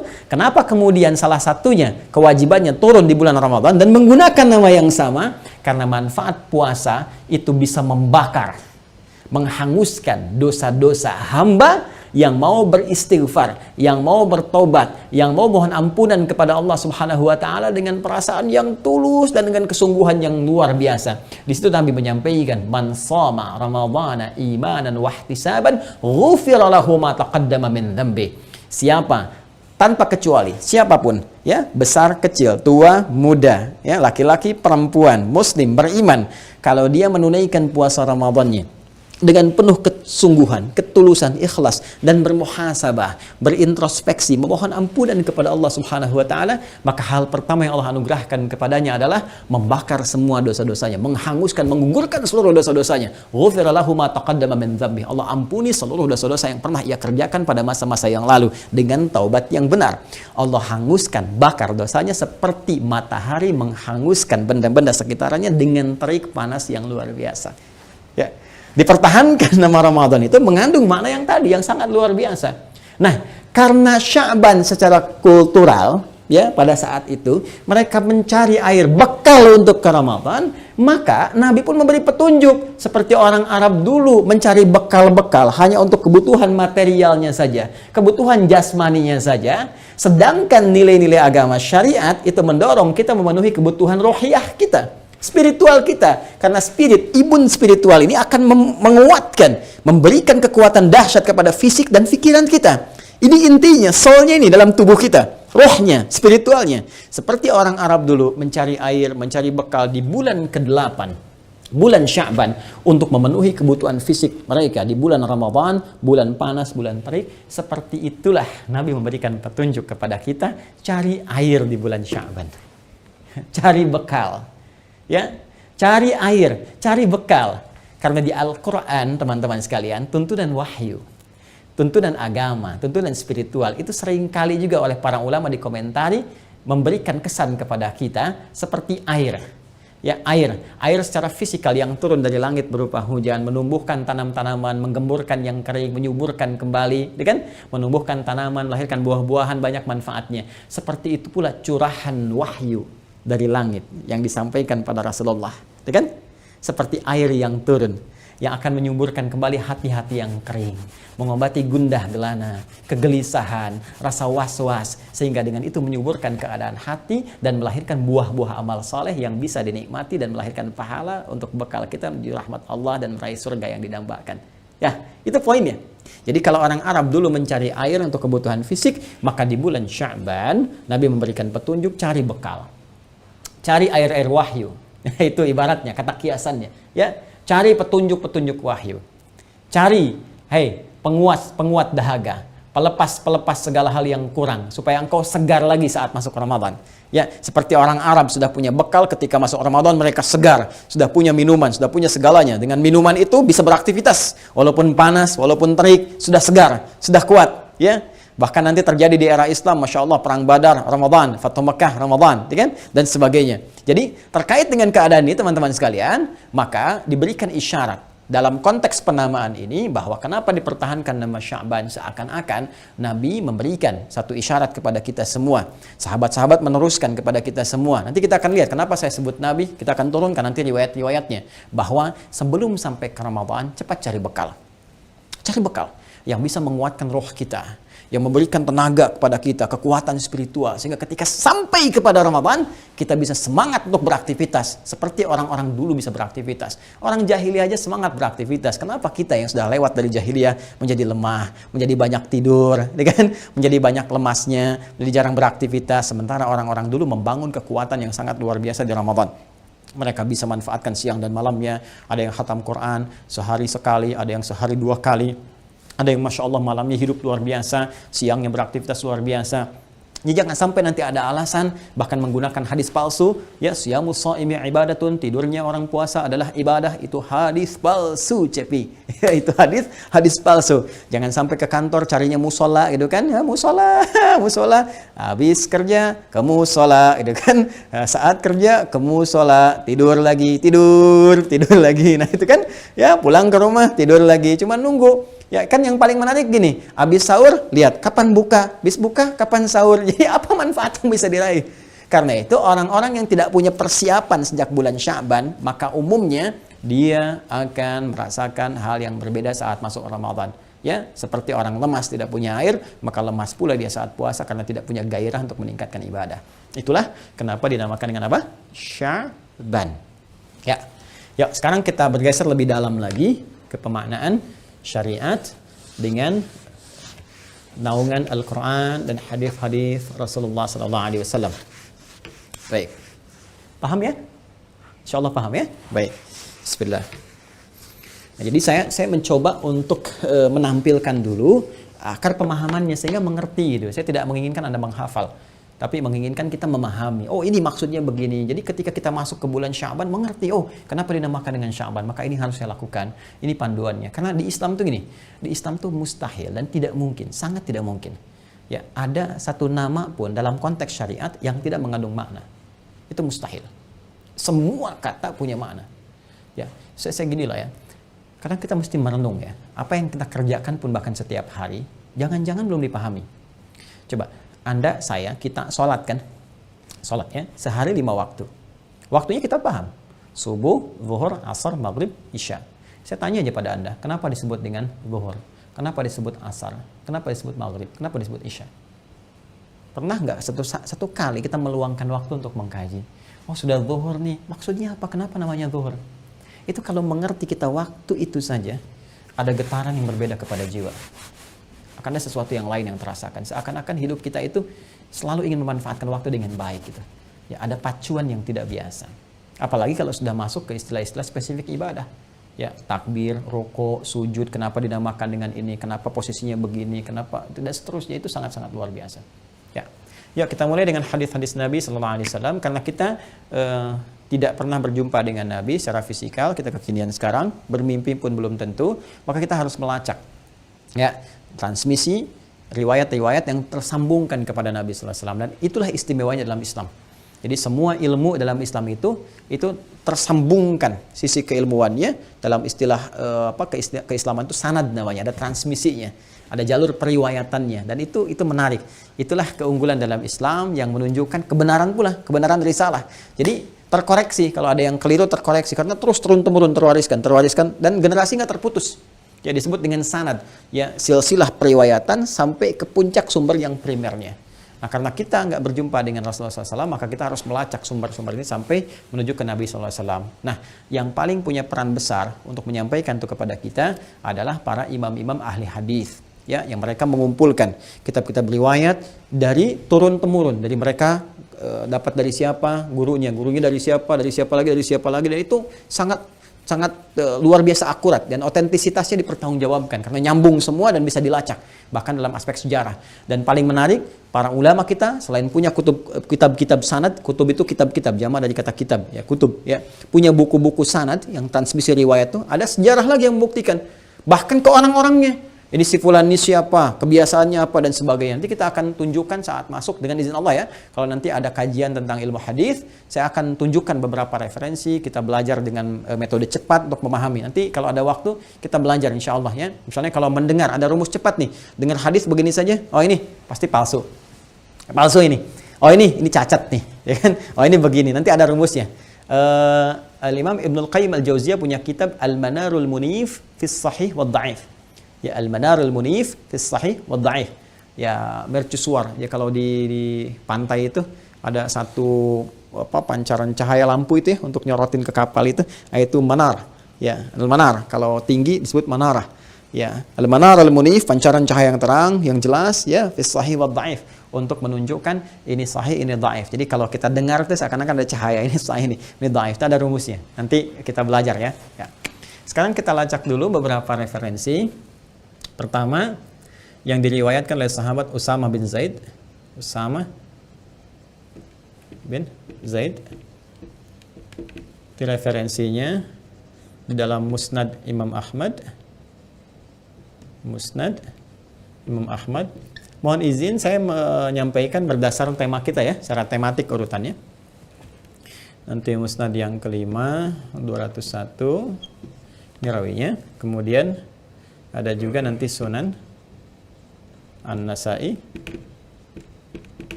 Nih, Musnad yang keempat, sejad yang keempat juga sama, halamannya 201. Kemudian setelah itu kita turunkan sejak di sini kitab Sahih. Ya, ini saya dahulukan yang ini. Ya, ini lebih menunjuk kepada urutan tema kita. Sahih Al-Bukhari, kita ambil yang dua referensi saja yang paling kuat. Al-Bukhari nomor hadis 1969. Ya. Kemudian riwayat Imam Muslim, Sahih Muslim ya. Imam Muslim nomor hadis 1156. Ya. Ya. Rawinya Sayyidah Aisyah radhiyallahu taala anha. Ini rawinya. Ya, rawiyah Sayyidah Aisyah. Ini Sayyidah ya. Sayyidah Aisyah. Aisyah radhiyallahu taala anha. Baik. Ya, kita mulai yang ini dulu ya, teman-teman sekalian. Baik. Nabi sallallahu alaihi wasallam itu saat masuk bulan Sya'ban punya kebiasaan meningkatkan amalan beliau. Ya tadi cari bekal tadi, ya cari bekal sebelum tibanya Ramadan. Beliau juga mencontohkan langsung kepada kita, ya bagaimana beliau meningkatkan amalannya, dan amalan yang spesifik yang banyak dikerjakan oleh Nabi Sallallahu Alaihi Wasallam itu ternyata puasa, siam, ya asyam, ya asyam. Ya, asyam ya, bukan asyap, asyam ya, asyam ya. Lebih banyak meningkatkan puasa. Sehingga sementara sahabat itu ada yang merasa heran. Kenapa? Karena di bulan Rajab juga udah biasa puasa. Ya, Rajab kan termasuk bulan Hurum. Saya pernah bahas di edisi sebelumnya ya, tentang Rajab. Rajab termasuk bulan apa? Hurum, bulan terhormat. Yang terhormat itu kita diminta meningkatkan kehormatan diri kita di hadapan Allah dengan menghindari maksiat dan meningkatkan ibadah. Saya pernah sampaikan ada satu ibadah spesial yang saat dikerjakan kita bisa meningkatkan ibadah kita sekaligus mencegah maksiat, itu puasa. Karena itu di bulan-bulan Hurum, bulan-bulan Hurum ada 4, ya 3 berurutan, 3 mutawaliyat dan 1 terpisah. Ya, kemudian Dzulqa'dah, Dzulhijjah, Al-Muharram bulan 11, 12, bulan 1, kemudian bulan ke-7 Rajab, wa Rajabun Mudhar, ya ma baina Jumada wa Sya'ban. Baik, itu biasa puasa. Nah, kemudian Ramadan juga iya, puasa sudah pasti karena ada kewajibannya dengan turunnya Al-Baqarah ayat 183 gitu kan. Nah, sementara di Sya'ban Nabi SAW puasa juga. Bahkan menariknya lebih banyak dibandingkan dengan bulan Rajab. Ya banyak. Sampai nanti saya tunjukkan komen Sayyidah Aisyah radhiyallahu taala anha, nanti saya tunjukkan ya. Beliau memberikan komentar yang di-like oleh para sahabat dan di-share sampai dengan ke kita saat ini. Nanti saya tunjukkan di hadisnya di sini supaya tidak lompat, nanti saya urutkan. Nah, intinya beliau puasa. Sampai kemudian sahabat mengkonfirmasi kepada Rasulullah SAW tentang kebiasaan beliau itu puasa. Banyak sekali berpuasanya, banyak gitu ya, banyak. Sampai nanti ada riwayat mengatakan full, ya karena belum jelas nanti ujungnya sampai ke Ramadan, berhenti dulu di fisal, di pemisah, supaya ujungnya nanti nggak puasa, khawatirnya sudah tiba Ramadan, ya kan? Nanti disebut dengan wisal itu ya, ada hukum nanti puasa wisal, nyambung. Bukan wisal ya, nyambung. Nah, ada lagi yang kemudian teman-teman sekalian menyebutkan banyak ya, banyak ini, banyak ukuran banyak ini nggak penuh tapi banyak gitu. Intinya Nabi banyak menunaikan puasa di bulan Sya'ban. Ketika dikonfirmasi khususnya nanti riwayat disampaikan oleh sahabat Usama bin Zaid, nah Nabi menjawab apa? Ya, dzalika syahrun. Ya, dzalika syahrun. Dzalika syahrun yaghfulu. Ya, yaghfulu an-nasu anhu. Kan? Dzalika syahrun yaghfulu an-nasu anhu. Bima makna baina Rajab wa Ramadan. Fokus. Kata Nabi, dzalika syahrun, bulan Sya'ban itu yang kalian banyak tanya kenapa aku puasa, kenapa aku meningkatkan ibadah. Dzalika syahrun, itu bulan ya, bulan itu. Biasanya kalau menunjukkan dzalika ini pakai dzalika, itu dalam bahasa Arab gini. Kita ingin menunjuk aspek ada dua. Kalau ingin langsung real, itu menunjuk sesuatu yang jauh. Jauh. Unzur ila dzalikal masjid. Lihat ke masjid itu tuh, ya. Jauh. Kalau dekat, hadza ini. Ya, la ana urid hadzal masjid faqat. Tidak, saya pengen masjid yang ini saja. Gitu kan? Hadza. Tapi ada juga kita gunakan kiasan majaz untuk menunjuk satu hal yang istimewa, agung. Ya, untuk menunjuk bahwa ini sesuatu yang jauh dari apa yang kau bayangkan, tidak sama dengan apa yang kau pikirkan, istimewa. Ya, maknanya ini, ya, tapi menunjuk sesuatu yang istimewa. Ya, seperti contohnya apa? Al-Baqarah ayat kedua. Dzalikal kitabu la raiba fi hudal lil muttaqin. Kalau Anda cek di terjemahan, itu artinya kitab ini, Al-Qur'an ini. Kok bisa dzalika diartikan ini di situ? Ya. Padahal dzalika itu kan dalam konteks bahasa yang standar gitu kan. Kenapa diartikannya ini tapi menggunakan dzalika, diksinya kalimatnya itu ingin mengungkapkan sesuatu yang agung. Karena asalnya begini, kalau kita bedah itu dzalika itu dza lam dengan kaf. Dza-nya dari hadza, kan? Kalau kita ingin ambil konteks yang majaznya ya, yang menunjuk sesuatu yang agung ya. Dza-nya ke hadza, lamnya lamul bu'di, lamul bu'di. Ini agak dalam ngajinya sedikit ya. Kafnya kaful khitab. Kaful khitab menunjuk kepada yang diajak bicara. Ya, yang dikhitab, diajak bicara. Ya, dza artinya ini, lamul bu'di menunjuk yang jauh, kaful khitab. Jadi saat Al-Qur'an diturunkan, ya itu banyak orang yang mencibir Nabi, yang komen gak bagus, mencela Nabi, menuduh Nabi, ya, bahkan meragukan Al-Qur'an, ada yang ingkar sampai nuduh, ya. Jadi kalau cuman meragukan, syakka ya syukku, ya, syakka ya syukku. Tapi kalau ragu sambil nuduh, ya, kayaknya bukan ya. Al-Qur'an itu bukan dari wahyu Allah itu. Tapi nuduh itu rekayasa Muhammad aja kayak SAW. Ya, itu rekayasa. Muhammad itu penyair, Muhammad itu penyiir, tuduhan orang-orang dulu. Mereka itu meragukan sekaligus tuduh. Di dalam bahasa Arab disebut dengan raba, ya rubu raiban, raib. Ya, makanya ketika mereka mohon maaf mencibir Nabi, mengejek Nabi, menuduh Nabi, turun pembelaan langsung dari Allah Subhanahu wa taala. Hei, dzalikal kitab. Kitab ini, Al-Qur'an ini, hadza ini, ya, li jauh sekali kamu dari apa yang kau bayangkan, dari apa yang kau pikirkan, dari apa yang kau tuduhkan. Ya, dzalikal kitabu la raiba fi. Tidak pantas kamu menuduh Nabi SAW. Tidak pantas kamu menuduh Al-Quran. Gak ada keraguan di dalamnya. Gak seperti yang kamu tuduhkan. Ya, kamu nuduh tapi gak punya bukti. Itu kalau kita ngaji agak dalam, temukan keindahan ini. Apa kaitan dengan pembahasan kita? Kata Nabi, dzalika syahrun. Kalau kita ingin turunkan ini dengan pemaknaan agung, menunjuk keagungan, bulan itu, Sya'ban itu sebetulnya agung. Tidak seperti yang kamu bayangkan. Ya, tidak seperti yang kamu gambarkan, bukan cuma Rajab saja. Yang sebelumnya kamu puasa, menjaga kehormatan. Sya'ban juga punya keistimewaan. Gitu cara memahaminya. Ya, tidak seperti yang kamu bayangkan saat ini. Tidak seperti yang kamu pikirkan, Sya'ban pun punya keistimewaan. Yang sangat istimewa, seperti Rajab punya keistimewaan. Seperti Ramadan lebih istimewa lagi. Kan? Nah, maka kata Nabi, langsung diteruskan, yaghfulun nasu anhu. Karena itu, banyak orang nggak sadar. Ya, ghaflah itu lalai, yang nggak sadar, ya nggak sadar. Banyak orang nggak sadar bahwa itu tuh punya keistimewaan kata Nabi, ya.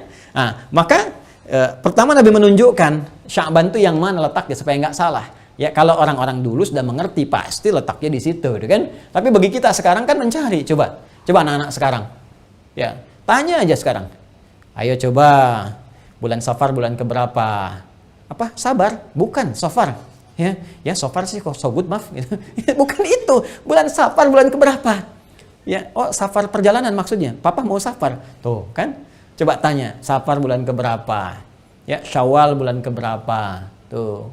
Coba dicek lagi generasi TikTok nih yang sekarang nih. Ya, jadi kembalilah untuk mengejar kembali, ya, mendalami kembali agama dan sebagainya supaya kita mendekatkan diri kepada Allah dengan cara yang lebih baik. Maka Nabi berikan kisi-kisi kepada kita. Baina Rajab wa Ramadan. Sya'ban yang dimaksudkan yang istimewa ini baina, di antara Rajab bulan ke-7 wa Ramadan bulan ke-9. Ya. Jadi antara 7 dan 9. Berarti berapa? 8. Ya. Berapa? 8. Ini bulan ke-8 Sya'ban. Apa yang istimewa di situ? Pertama, kata Nabi, turfa'u fihil a'mal. Turfa'u fihil a'mal. A'mal.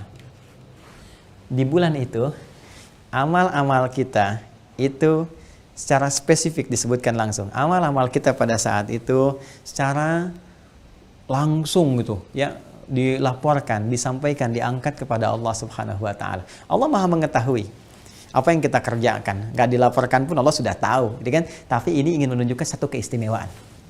Ingin menunjukkan apa? Satu keistimewaan. Bagaimana malaikat banyak kemudian ya melihat amalan kita, menyampaikan kepada Allah langsung, itu kebanggaan. Ya, saya gambarkan ginilah, Anda aja kalau ada pejabat tinggi diundang, datang, bangga kan? Apalagi kegiatan Anda disampaikan, Anda kerja nih, pekerjaan Anda. Terus setiap kali kan dipantau. Ada pengawas, pimpinan juga tahu, supervisor tahu pekerjaan Anda tiap hari. Tapi kalau disampaikan begini, hey, khusus bulan Maret nanti, itu semua pengawas akan melaporkan pekerjaan Anda di bulan itu kepada saya, kata pimpinan. Ya kan? Bukankah pada saat itu Anda akan sungguh-sungguh? Walaupun setiap hari dipantau, kerjaan Anda kan dipantau. Ya, masuk kantor ada fingerprintnya, kan? Dipantau. Pantauan bagaimana penyesuaian dengan hak dan kewajiban. Jangan sampai kewajiban sedikit, hak pengen banyak. Kan lihat ada absensi dan sebagainya. Itu dipantau. Tapi kalau pimpinan mengatakan, ya, spesial untuk bulan Maret misalnya, semua nanti pekerjaan akan dilaporkan langsung kepada saya, ya. Padahal tiap hari juga tahu dan dilaporkan, tapi Anda menyampaikan itu untuk menunjukkan satu keistimewaan. Berarti ada yang spesial di bulan itu nih. Ada sesuatu, maka Anda banyak bersungguh-sungguh, ya kan? Ini dunia pekerjaan saja, Anda merespon dengan luar biasa. Padahal apa yang didapatkan belum tentu dinikmati. Gajian tiba-tiba meninggal, bisa terjadi.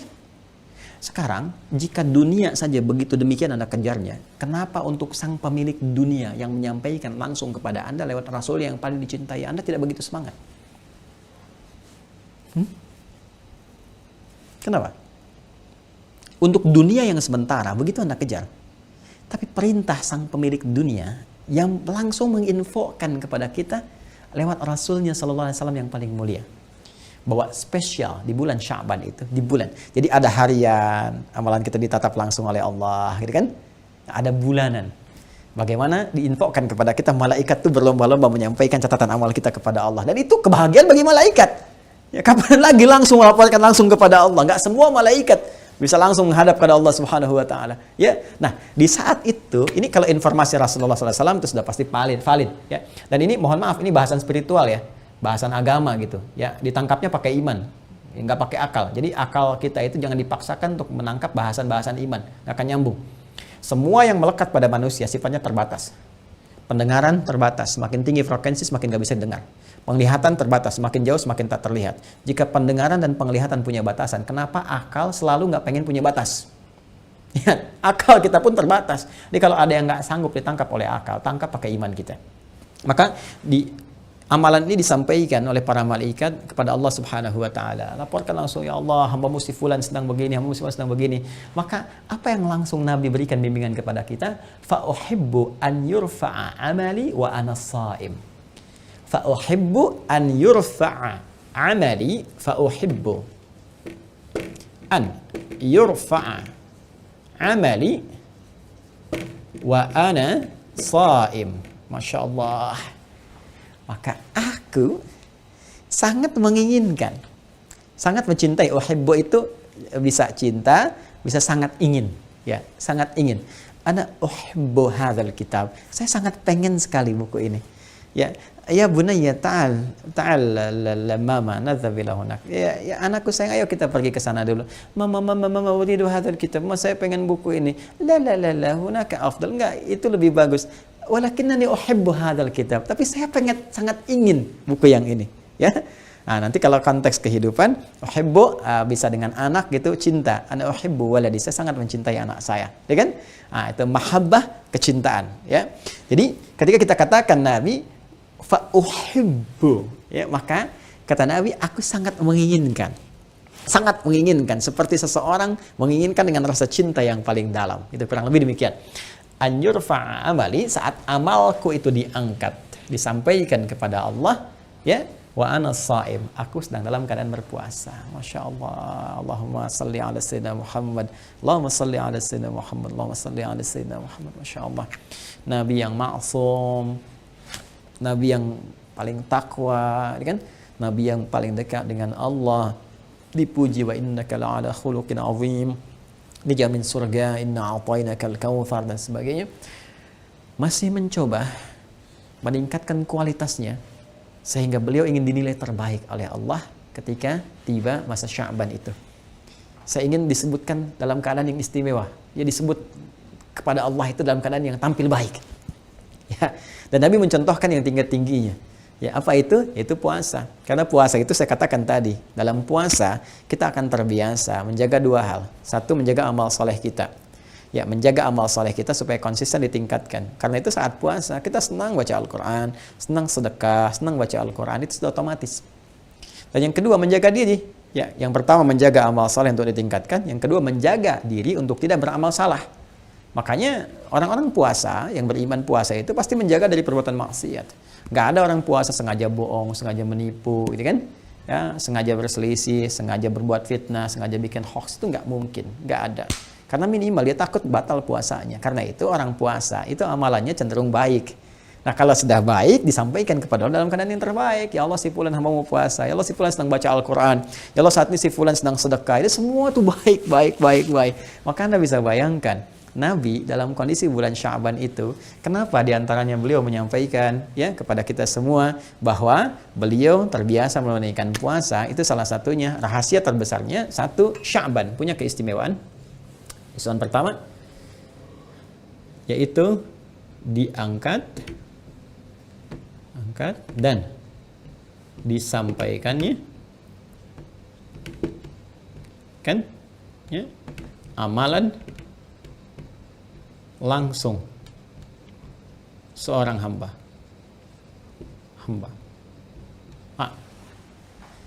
Jadi kalau biasanya kan hari-hari biasa dicatat, malaikat catat kan, raqib atid ya, hadza ma ladayya atid ya, itu inilah ada yang nyatet nih. Ya, ada raqib, ada atid kan. Itu catat di surat Qaf itu kan disebutkan teman-teman sekalian. Jadi catat itu biasa. Dan Allah Maha tahu sebelum dicatat, saat dicatat, sedang dicatat, setelah dicatat, Allah Maha tahu semuanya. Ya, tapi yang istimewa Sya'ban itu catat, laporkan langsung, sampaikan dan Allah Maha tahu yang dilaporkan. Tapi malaikat merasakan kebahagiaan ketika menyampaikan itu. Ya, dan kita ketika pada saat demikian kita merasa wah ini sedang diangkat amalan kita ingin memberikan yang terbaik. Itu kan? Nah, ini poinnya.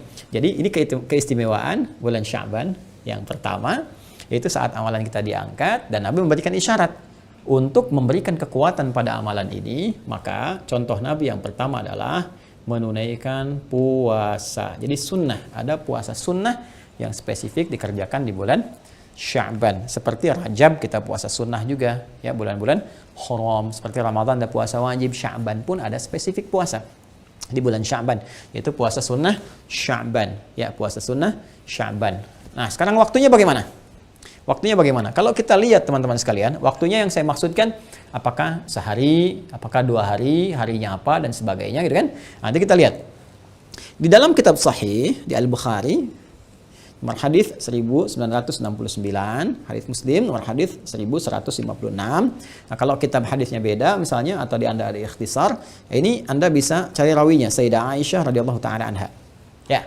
Nah, ini pasti insya Allah sama ini ya, kalau sudah masuk rawi sama, nggak mungkin berbeda ya. Maka Sayyidah Aisyah menyampaikan ma ra'aitu ya, qalat beliau menyampaikan ma ra'aitu, saya tidak pernah menyaksikan an-nabiyya sallallahu alaihi wasallam, Nabi sallallahu alaihi wasallam istakmala ya, istakmala menyempurnakan siyaman syahrin, puasa beliau dalam sebulan ya, illa Ramadan, kecuali di bulan Ramadan.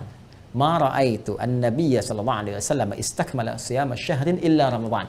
Aku tidak pernah menyaksikan Nabi sallallahu alaihi wasallam. Aku tidak pernah mengamati melihat Nabi sallallahu alaihi wasallam menyempurnakan puasa sebulannya, sebulan penuh. Ya, sebulan penuh. Kecuali apa? Kecuali Ramadan. Ramadan. Belum selesai hadisnya. Ya. Wa aktsara siyaman minhu fi Sya'ban, dan memperbanyak puasa sunnahnya, di luar Ramadan tadi. Ya, di luar Ramadan tadi. Di kala Ramadan kan sudah wajib, ya kan? Nah, di luar Ramadan kan sunnah kan? Di Ramadan apa? Sunnah. Kecuali nanti ada yang wajib untuk mengqadha atau nazar, gitu kan? Atau nazar. Nah, yang ini ada puasa sunnah. Ya aku saksikan Nabi berpuasa sunnah. Senin puasa, gitu kan? Kamis puasa, dan Ayyamul Bid Nabi menyontohkan kepada kita, mengisyaratkan. Tapi ada banyak Nabi banyak berpuasa dalam sebulan itu. Banyak. Ya. Kapan itu? Fi Sya'ban, di bulan Sya'ban. Ini bulan yang ke-8 tadi, Sya'ban. Jadi tidak pernah aku menyaksikan Nabi SAW menyempurnakan puasa sebulan penuh, ya, kecuali di bulan Ramadan yang wajib tadi, dan memperbanyak puasa sunnahnya di bulan apa? Sya'ban. Bahkan ada riwayat menyebutkan, teman-teman sekalian, bahwa kadang Nabi penuh puasa Sya'ban. Ada riwayat menyebutkan demikian. Ada riwayat menyebutkan ya memperbanyak.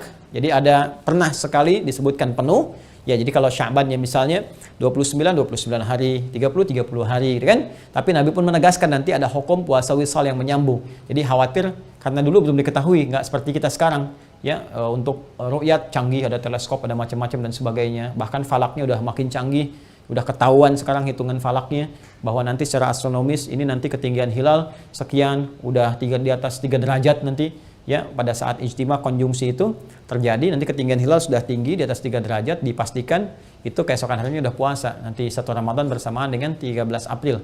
Ya, insya Allah dengan izin Allah Subhanahu wa taala itu akan bersamaan. Ya, kemungkinan besar akan sama keseluruhannya. Nanti saya berikan lagi kalau sudah masuk materi itu, termasuk dengan doanya. Nanti kita belajar lagi. Ini masih panjang rangkaiannya, ya, masih panjang. Kembali ke sini. Nah, tapi karena di zaman Nabi itu belum secanggih kita sekarang, maka dikhawatirkan nanti tahu-tahu sudah masuk Ramadan, masih puasa Sya'ban, niatnya salah, gitu kan? Karena itu nanti di pembahasan fikih-fikih klasik itu ada, kalau sudah mau masuk mendekati ke akhir Sya'ban jangan puasa lagi. Ya, khawatirnya sudah masuk apa? Ramadan, ada jeda. Nah, karena itu ulama kontemporer sekarang mengatakan, tapi kalau sudah diketahui jedanya, maka boleh, kalaupun mau penuh. Ya, karena ilatnya dulu dilarang itu karena dikhawatirkan masuk Ramadan. Tapi kalau Ramadannya diketahui, maka tidak ada masalah di situ. Ya. Karena al-hukmu yaduru ma'illatih. Itu di ilmu usul fikih. Al-hukmu yaduru ma'illatih. Hukum itu dalam fikih itu melekat berdasarkan sebabnya, illat. Jadi kalau sebabnya hilang, sepanjang hukumnya bukan melekat wajib kepada kita, maka bisa hilang. Tapi kalau sudah wajib melekat, maka nggak dipandang illat.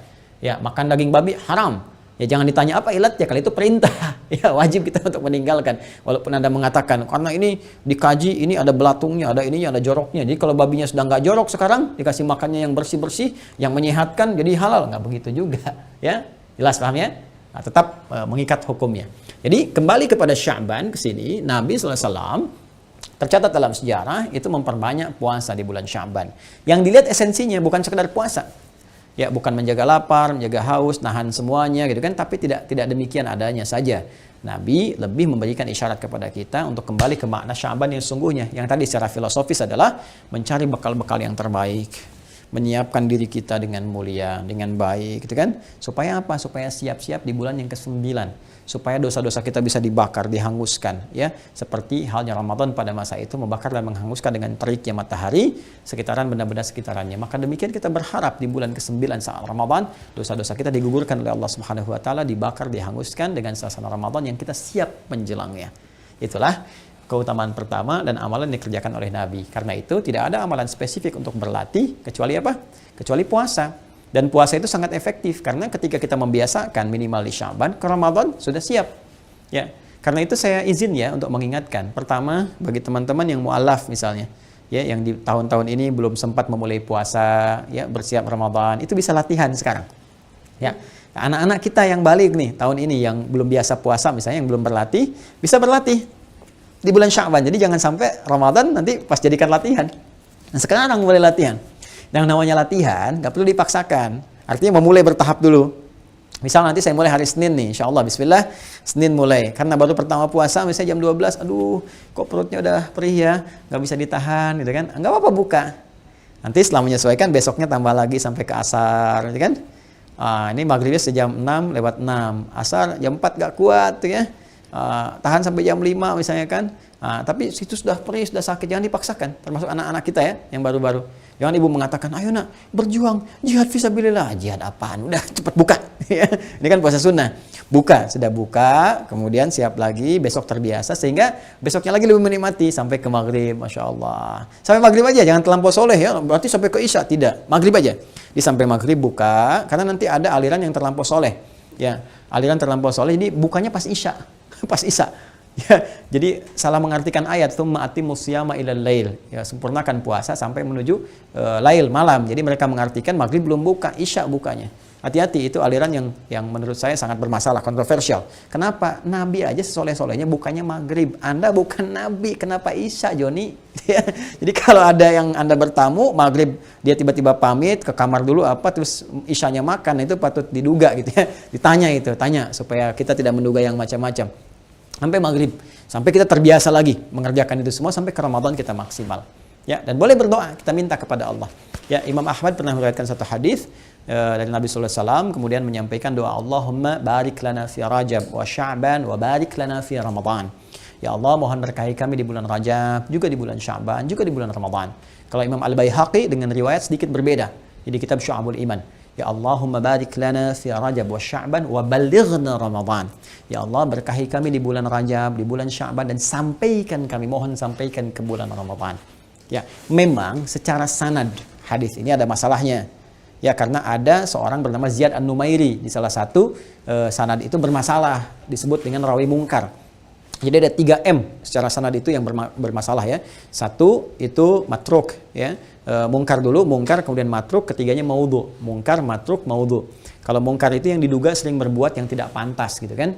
Nah, karena ketidakpantasan ini maka ulama menyebutnya ada aib di orangnya. Jadi jangan sampai hadis diriwayatkan oleh orang itu diterima. Kenapa? Karena kalau diterima takutnya jadi celak kepada riwayatnya. Oh, pantas di orang Islam begini, hadisnya diriwayatkan oleh orang bermasalah, ini orang mabuk gitu kan, dan sebagainya. Itu untuk mencegah itu maka ada batasan-batasan kriteria. Nanti hadis sahih itu nanti ada 5 turunannya. Ya. Maruya adil abid dhabiti an adil dhabiti min ghairi syaddin wala illatin qadihatin kan. Jadi hadisnya itu sudah diriwayatkan oleh orang-orang yang adil, nanti ada batasan dhabit yang kuat ingatan kan, min ghairi syaddin wala illatin qadihatin. Jadi tidak ada cacatnya, tidak ada illatnya, sebab-sebab yang buruknya, dan seterusnya. Nanti ada 5 turunan. Ya, 5 turunan yang paling utama. Jadi teman-teman sekalian, nah ini ada bermasalah namanya Ziyad An-Numairi. Jadi ini disoal sering berbuat sesuatu yang tidak pantas, sehingga hadisnya disebut mungkar, sesuatu yang diingkari. Orangnya sebetulnya, walaupun kalimatnya benar. Ya, kedua ini matruk. Matruk ini yang ditinggalkan. Kenapa? Karena orangnya seringkali berkata-kata yang misalnya, mohon maaf ya, kadang nggak konsisten. Yang kadang-kadang ngarang-ngarang gitu, walaupun cerita dan sebagainya, sehingga nggak bisa dibedakan itu hadis apa cerita sebetulnya. Ya, nah itu yang seperti itu ditinggalkan, matruk. Yang ketiga maudhu. Maudhu itu yang dikarang-karang, memang bukan hadis. Orangnya suka ngarang. Ya, begitu ngarang-ngarang misalnya disebut sebagai hadis, bahkan dipopulerkan. Ya, saya punya buku yang saya tulis itu menyoal hadis populer. Nanti mungkin kita bisa cetak ulang, teman-teman bisa dapatkan. Beberapa yang populer sekali di masyarakat ternyata hadisnya bermasalah. Ya, contoh makan saat lapar berhenti sebelum kenyang. Ternyata bukan hadis loh. Itu kisah. Nah, cuma bagaimana menghukumi doa tadi? Sederhana sebetulnya. Yang bermasalah itu teman-teman sekalian orangnya. Ya, di jalur sanad. Sedangkan doanya itu gak ada masalah. Matannya gak ada masalah. Baik, gak ada masalah. Jadi sederhana saja. Bacaannya itu gak apa-apa. Yang kita tepikan tuh orangnya. Ya, kalaupun kita nggak anggap sebagai hadis, ya anggap sebagai doa saja. Kita tepikan hadisnya kalau dianggap sebagai bagian bermasalah. Ingat, jangan dipotong ya ceramah saya. Yang saya maksudkan menepikan sanad dalam konteks tadi. Sanadnya simpan saja. Toh kita abaikan sanad pun dengan berdoa, isi doanya nggak ada masalah. Saya tanya Anda begini, boleh nggak kalau saya berdoa begini? Ya Allah, anugerahkanlah keberkahan kepada hamba dan keluarga, saudara-saudara hamba ya Allah, kerabat-kerabat hamba di bulan Rajab, di bulan Sya'ban yang saat ini ya Allah. Dan hamba mohon ya Rabb, sampaikan kami semua ke bulan Ramadan ya Allah. Mohon sampaikan ya Allah, berikan kesehatan, kebaikan, kebahagiaan bagi kami. Berkahi kami di bulan Sya'ban ini, sampaikan ke bulan Ramadan. Saya tanya boleh nggak? Anda jawab boleh. Nah, itu bahasa Arabnya. Allahumma barik lana fi Rajab wa Sya'ban wa balighna Ramadan. Itu bahasa Arabnya, Cepi. Nah, itu. Jadi sama aja ketika kita pakai bahasa Arab itu seperti itu. Intinya Nabi meminta kepada kita saat masuk pertama bulan Sya'ban itu ya membiasakan puasa dan memperbanyak doa. Kita berdoa. Ya, jadi maksud saya gini, saya tidak ingin kita berdebat, berdiskusi masalah, oh ini dhaif. Ini Anda belajar ilmu hadis dulu. Nanti di ilmu hadis itu dijelaskan, ini loh, dhaif ini dalam perkara-perkara ibadah, perkara-perkara usul ini nggak boleh, tolak semuanya. Tapi kalau perkara-perkara amal-amal, afdhaliyatul amal, amal-amal utama, sepanjang tidak parah atau matanya tidak bermasalah, itu nggak ada masalah. Karena tanpa riwayat, tanpa yang riwayat tadi pun rawi-rawinya, nggak tanpa orang-orangnya, toh kalau kita baca biasa pun diposisikan sebagai doa, itu nggak ada masalah. Jelas ya? Jadi intinya silahkan perbanyak doa bulan Sya'ban ini, minta kepada Allah kebaikan, minta kemuliaan, minta dikuatkan untuk berikhtiar, beramal dan sebagainya, lalu berlatih ini. Nah, apakah sampai di sini saja? Tidak. Ternyata Sya'ban itu diantara keistimewaannya, ada awalnya, sekarang kita di fase-fase awal, ada pertengahannya. Ya, pertengahan itu bahasa Arabnya nisfun. Sya'ban, nisfu Sya'ban. Nah, sekarang apa keistimewaan di pertengahan Sya'ban, nisfu Sya'ban itu? Apakah benar seperti yang masyarakat kerjakan sekarang? Atau ada referensi di hadisnya yang memang ada amalannya, tapi nggak seperti yang masyarakat duga kekinian? Atau memang benar seperti itu, cuman caranya ada yang harus disempurnakan? Nah, itu nanti ada bahasan tersendiri, termasuk di akhir Sya'ban ya. Jadi memang Sya'ban ini awalnya ada keistimewaan, sudah kita bahas, tengah-tengahnya ada keistimewaan, dan akhirnya ada keistimewaan. Dan akhir Sya'ban itu nanti akan menjadikan sebuah kurikulum yang mengantarkan kepada pembahasan Ramadan. Sehingga saat Ramadan datang itu seperti tamu mau datang, kita terima, sudah siap kita. Sudah punya bekal. Ya, seperti tamu mau datang ke rumah, kita sudah siap, ada bekalnya, ada segalanya, ada macam-macam. Lalu kita katakan, "Selamat tiba. Silahkan datang," gitu kan? Ya, kemudian silahkan duduk nyaman, silahkan nikmati dengan segala kenyamanan yang ada saat ini. Ahlan wa sahlan wa marhaban. Ya, Masya Allah, urahibu bika. Saya menyambut Anda dengan segala kelapangan jiwa, kekuatan dan sebagainya. Rahiba yarhabu, menyambut sesuatu dengan lapang, dengan nyaman, dengan penuh kesiapan. Ya, rahaba yurahibu, itu berusaha melapangkan diri, menguatkan diri sehingga kita bisa menyambut sesuatu dengan lapang dan baik. Nah, kata keterangannya, sifatnya disebut dengan tarhib. Rahaba yurahibu tarhiban. Tarhib itu usaha untuk menyiapkan diri, sehingga kita bisa menyambut dan menerima sesuatu yang datang dengan lapang, dengan siap, dan dengan mudah. Maka dari sini ada istilah tarhib Ramadan. Bagaimana kita menyambut Ramadan akan datang di bulan depan dengan penuh kelapangan, dengan penuh kenyamanan, dengan penuh keindahan, dan dengan penuh kesiapan. Sehingga saat datang kita ucapkan marhaban ya Ramadan, selamat tiba. Ya wahai Ramadan, selamat tiba wahai segala keutamaan, wahai segala keistimewaan amalan, wahai segala ampunan yang datang dari Allah, segala rahmat dan segala kemuliaan. Kita sudah siap. Apa yang diperintahkan? Sami'na wa ata'na. Sami'tu wa ata'tu. Itu kurikulumnya. Tapi bagaimana menyiapkan diri kita untuk tarhib yang sesungguhnya? Kita akan teruskan episode ini pada pekan-pekan yang selanjutnya insya Allah. Ya. Nah, supaya nanti lebih terukur. Saya khawatir kalau bahas sampai subuh yang didapatkan cuma 1-2 poin. Tapi kalau seperti ini kita bisa pecahkan sedikit-sedikit. Lalu kita isi dulu awal sampai ke pertengahan, nanti masuk tengah-tengah bahas lagi. Sehingga amalannya sesuai dengan waktu-waktu yang kita iringi. Nah, kurang lebih itu yang kita bahas teman-teman sekalian. Ya, selebihnya silahkan gali lagi referensi ya. Nah, dari ustadz-ustadz lain ada tambahan-tambahan. Alhamdulillah dari buku-buku yang bisa kita baca dan sebagainya. Saya insya Allah sedang juga menyiapkan rumusan-rumusan buku yang nanti akan dilaunchingkan bersamaan dengan program khusus spesial. Mudah-mudahan Ramadan bisa dimulai. Nanti teman-teman bisa bergabung. Jadi saya siapkan kurikulumnya. Bukunya sudah ada juga disiapkan. Nanti mudah-mudahan Ramadan kita bisa full bimbingan ya selama sebulan. Jadi nanti terus ada, tapi saya siapkan sistemnya dulu. Ya, di sistem sudah bagus, sudah siap. Saya terbiasa orangnya menyiapkan sesuatu, riset dulu, menyiapkan, nanti baru dipublikasikan sehingga manfaatnya bisa lebih maksimal. Insya Allah ya, tunggu. Mudah-mudahan dalam sepekan 2 pekan ini sudah siap. Kemarin juga sebetulnya perangkat sistem untuk elektroniknya, IT-nya sudah siap sebetulnya ya, teman-teman. Tapi kadar Allah, kita doakan saudara kita kemarin sempat kena COVID dan kita support juga. Alhamdulillah sudah lebih baik. Dan kita doakan kawan-kawan supaya semuanya sehat, semuanya baik kan, beraktivitas, beramal dan diridhoi oleh Allah Subhanahu wa taala. Kemudian izin menyampaikan informasi teman-teman sekalian bahwa yang pertama untuk peserta STUAH ya, sekolah terbuka usahakan Al-Quran hafal, saya ingin menyampaikan sebuah pesan yang kuat. Teman-teman tingkatkan semangat lagi ya, yang lebih kuat lagi, karena nanti persiapan teman-teman sekarang ini, dan khususnya para ahli Quran ya, teman-teman semuanya, itu nanti akan dipertaruhkan saat Ramadan. Karena nanti Ramadan saya akan berikan dengan izin Allah share ya, mohon izin share kepada teman-teman semua rumus nanti untuk program Mukhayyam. Ya, program Mukhayyam itu program karantina terbatas selama Ramadan untuk bisa memaksimalkan hafalan Quran. Mudah-mudahan selama Ramadan hafal 30 juz. Nah, ini kekuatannya sekarang. Jadi jangan putus ya untuk setoran. Ya, sistem sudah kita buat ya. Kemudian juga sudah ada musyrif, standby musyrif itu ya untuk teman-teman seluruh wilayah Indonesia. Bahkan dari luar negeri juga sudah mulai ini pelan-pelan kita data, dan saya sudah pantau itu, saya pantau. Nanti untuk musyrif juga harus semangat ya. Musyrif-musyrifnya nanti insya Allah dalam waktu dekat akan ketemu dengan saya berikan panduan-panduan khusus dan sebagainya, sehingga nanti peserta yang telepon dan seterusnya untuk setoran bisa lebih mudah ya. Dan nanti kita akan spesial untuk bimbingan masuk ke Ramadan. Nah, bagaimana bagi yang ingin bergabung atau belum? Ya teman-teman, sederhana kok, ini gratis untuk bergabung ini, yang nggak ada biaya. Bahkan teman-teman dikasih buku loh, kasih paket gitu, dan ini nggak bayar. Ya, nggak bayar. Jadi teman-teman masuk aja ke pendaftaran di ALC ya. Ya, At-Taisir Learning Center. Webnya sama, quantumahir.com. Nanti ada ALC, At-Taisir Learning Center. Ya, ALC, At-Taisir Learning Center. Nanti antum klik di situ, ikuti petunjuknya. Ya, ikuti petunjuknya. Jadi banyak orang yang tidak mengikuti petunjuk akhirnya salah. Kayak orang mau ujian ya, yang mau MPTN, ikuti ya. Kan di petunjuk soal itu jelas tuh petunjuknya. Jawablah soal berikut dengan baik dan benar. Kenapa Anda jawab salah? Kalau Anda jawab benar kan itu bagus. Anda jawabnya salah karena nggak belajar. Ya, makanya belajar dengan baik ya. Sama ini juga ikuti petunjuk. Ya, jadi tidak banyak bertanya lagi. Saya sering kadang ini gimana daftarnya ini sampai ada yang kesini dan sebagainya. Tapi tolong kita share lagi ya lebih luas. Diikuti, dan teman-teman admin tolong dibantu ya.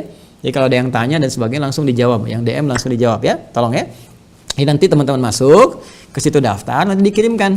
Nah, kalau sudah masuk wilayah tertentu yang kita bagi, saya bagi itu supaya memudahkan pengiriman, pengambilan, dan meringankan ongkos kirim. Ya, karena kita mencoba untuk bagi ini gratis gitu. Ya, jadi ongkos kirim mungkin share lah teman-teman yang kirim ya. Karena itu mushafnya juga kita spesifikasikan. Kalau yang ini kita nggak cetak lagi sementara waktu ini, ya supaya memudahkan. Ini terlalu berat nanti kalau dikirimkan, bebannya nanti kalau kirimnya agak berat. Karena itu kita siapkan nanti yang mushaf standar yang teman-teman punya atau nanti yang di aplikasi. Tapi ini yang pentingnya. Ini yang kita gratiskan ya. Jadi teman-teman terima kasih bagi yang telah berdonasi, ikut serta, dan masih dibuka karena target kita sampai 20.000. Ya, sekarang terpenuhi 10.000, masuk ke fase 15.000. Teman-teman yang sudah masuk ini insya Allah berkah, kita bagikan gratis ya. Nanti untuk memudahkan beberapa daerah insya Allah kita suplaikan. Seperti di Bandung di Cikapayang ya, di SMS ya, Speed Movement Store. Itu di Cikapayang itu ada Speed Movement Store SMS. Itu sudah kita titipkan beberapa di situ untuk wilayah Bandung sekitarnya bisa ke sana. Nanti sebentar lagi akan merapat insya Allah ya, dari Aceh sampai ke nanti ke Papua dengan izin Allah kita kirimkan. Jadi nanti teman-teman kirim data, kita akan sampaikan di perwakilan kita peserta STUAH ya. Makanya setiap peserta di provinsi nanti mungkin akan dihubungi oleh admin kita ya. Nanti Anda akan jadi perwakilan di sana, siap-siap. Nanti akan dikirimkan wilayah terdekat, nanti kita akan kirimkan sekaligus paket ke provinsi A, provinsi B, provinsi C. Jadi di wilayah itu nggak perlu nanti kalau pesan harus kirim lagi, dan Anda nanti makin lebih ringan karena nggak perlu biaya ongkos kirim, biaya macam-macam, kita sudah ada di sana. Ya, dengan izin Allah Subhanahu wa taala. Sekali lagi kita siapkan ini. Mudah-mudahan sebelum Ramadan selesai. Jadi pas Ramadan saya tinggal kasih bimbingan, karena di sini nanti ada petunjuk harian sampai bulanan, metode 30 hari, sama untuk murajaah, untuk peta Al-Quran. Jadi nanti kalau sudah hafal itu masuk ke peta, murajaahnya sudah pakai nomor. Ya, Al-Baqarah 30, 40, 50, 90, 80, 120, 150, 100 sekian, juz 2 sekian, Ali Imran gitu dan seterusnya. Jadi nanti tinggal pakai satu kertasnya isi nomor semua, diacak dan sebagainya, itu sudah bisa melancarkan. Kuncinya di sini, ya kuncinya di sini. Nah, itu satu teman-teman. Dan yang kedua, teman-teman yang terkait dengan rempah pH7 ya, yang memerlukan baik dengan gejala-gejala COVID yang dirasakan gitu kan, atau yang sekarang misalnya mohon maaf merasakan ada demam, ada flu, ada misalnya sesak nafas sampai ke imun berkurang dan seterusnya, Anda bisa langsung kontak saja ke tadi webnya Quantum Akhyar, quantumahir.com, nanti rempah pH7. Ya, rempah pH7. Anda tinggal klik, itu gratis. Kita bagikan gitu ya. Kita bagikan teman-teman sekalian. Jadi kalau perlu Anda tinggal klik. Saya sudah siapkan insya Allah stoknya cukup banyak gitu ya. Cukup banyak, dan kita insya Allah akan bagikan ke teman-teman. Jadi dan itu sekali lagi saya tidak pernah jualan ya. Awas nih teman-teman, karena saya masih temukan ada laporan dari Bengkulu, dari Malang, dari macam-macam. Ini produknya Ustadz Adi dijual gini-gini. Enggak. Saya nggak pernah jualan kustul hindi. Nggak pernah jualan produk-produk serupa. Jadi kalau ada yang mengatasnamakan saya, dikirim aja datanya ke kami, ya. Apalagi kalau ada yang nyampaikan misalnya, mohon izin nih, ini produknya Ustadz Adi loh, ini begini. Nah itu kasih tahu aja, ya sekalian nanti kita proses, gitu ya. Dikhawatirkan ada sesuatu yang berdampak bagi kesehatan dan sebagainya. Karena pernah ada kasus di Cirebon, ya seorang membeli dengan puluhan juta, katanya produk Ustadz Adi, ya begitu diminum malamnya panas dan sebagainya, dilaporkan ke kami, saya bilang dibuang aja. Nah, coba nanti kita kirimkan pH7 dari kita, alhamdulillah dengan izin Allah, kemudian sehat lagi, besoknya beraktivitas dan cukup baik. Ya, adapun kami tuliskan internal, maksud internal di situ itu untuk kita yang memerlukan. Ya, sehingga Anda mengajukan. Jadi siapa aja bebas bisa kirimkan, termasuk non-muslim ya. Kalau ada non-muslim menyaksikan kajian ini butuh, nggak apa-apa, sampaikan, kami support. Karena selama ini kami support juga untuk teman-teman non-muslim. Jadi itu yang kedua. Yang ketiga, teman-teman sekalian, insya Allah dalam waktu dekat saya berikan juga informasi yang insya Allah menggembirakan, baik nanti informasi seputar perkuliahan yang sering ditanyakan kepada kami. Ya, ini ke situasi ini masih belum memungkinkan saya berinteraksi secara terbuka, apalagi ta'lim umum. Ya, jadi kita akan publish lewat media sosial kita, ya, baik di Instagram ataupun di YouTube atau yang semisalnya. Nanti ada informasi seputar beasiswa, ada juga nanti program PKU, program pendidikan kadar ulama, sekarang PUKO namanya, dan update nanti insya Allah dalam beberapa waktu ke depan seputar perkembangan pesantren yang teman-teman sering tanyakan, ya, ingin masukkan anak, ingin itu dan sebagainya. Sudah dan sedang kita siapkan. Ya, sudah dan sedang kita siapkan semaksimal mungkin untuk kebaikan-kebaikan. Saya kira itu yang bisa saya sampaikan dengan segala kerendahan hati. Memohon maaf kepada teman-teman sekalian. Semoga diberkahi oleh Allah Subhanahu wa taala apa yang kita lakukan, dibimbing oleh Allah Subhanahu wa taala. Saya mohon ampun kepada Allah dari semua dosa. Mohon maaf kepada teman-teman semuanya, baik yang terhubung lewat saluran ini, hal-hal yang mungkin terkait berkelindan dengan sebagian rekan-rekan atau keseluruhannya. Saya hanya manusia biasa, tentunya banyak salah. Mohon sekali saya minta maaf dengan segala kerendahan hati. Semoga teman-teman berkenan memaafkan sehingga tidak menjadi sekat-sekat di antara kita semua dalam rangka menuju Allah Subhanahu wa taala dalam hal-hal kebaikan. Semoga hayatan thayyibah dan insyaallah juga termasuk husnul khatimah dengan Allah Subhanahu wa taala. اللهم تقبل منا إنك أنت السميع العليم وتب علينا إنك أنت التواب الرحيم اللهم اجعلنا من أهل القرآن واجعل القرآن صاحبا لنا في الدنيا وشفيعا لنا في الآخرة يا أرحم الراحمين اللهم يا رب العالمين اللهم يا الله ارزقنا يا الله رزقا حلالا طيبا حياة طيبة يا الله وارزقنا يا الله حبك وحب نبيك سيدنا محمد صلى الله عليه وسلم اللهم ارزقنا حبك وحب نبيك سيدنا محمد صلى الله عليه وسلم اللهم ارزقنا حبك وحب نبيك سيدنا محمد صلى الله عليه وسلم اللهم يا أرحم الراحمين ربنا آتنا في الدنيا حسنة وفي الآخرة حسنة وقنا عذاب النار بفضلك سبحان ربك رب العزة عما يصفون وسلام على المرسلين اللهم بارك لنا في رجب وشعبان اللهم بارك لنا في هذا الشهر وخاصة شعبان وبلغنا رمضان وصلى الله على سيدنا محمد وعلى آله وصحبه أجمعين وآخر دعوانا أن الحمد لله رب العالمين السلام عليكم ورحمة الله وبركاته.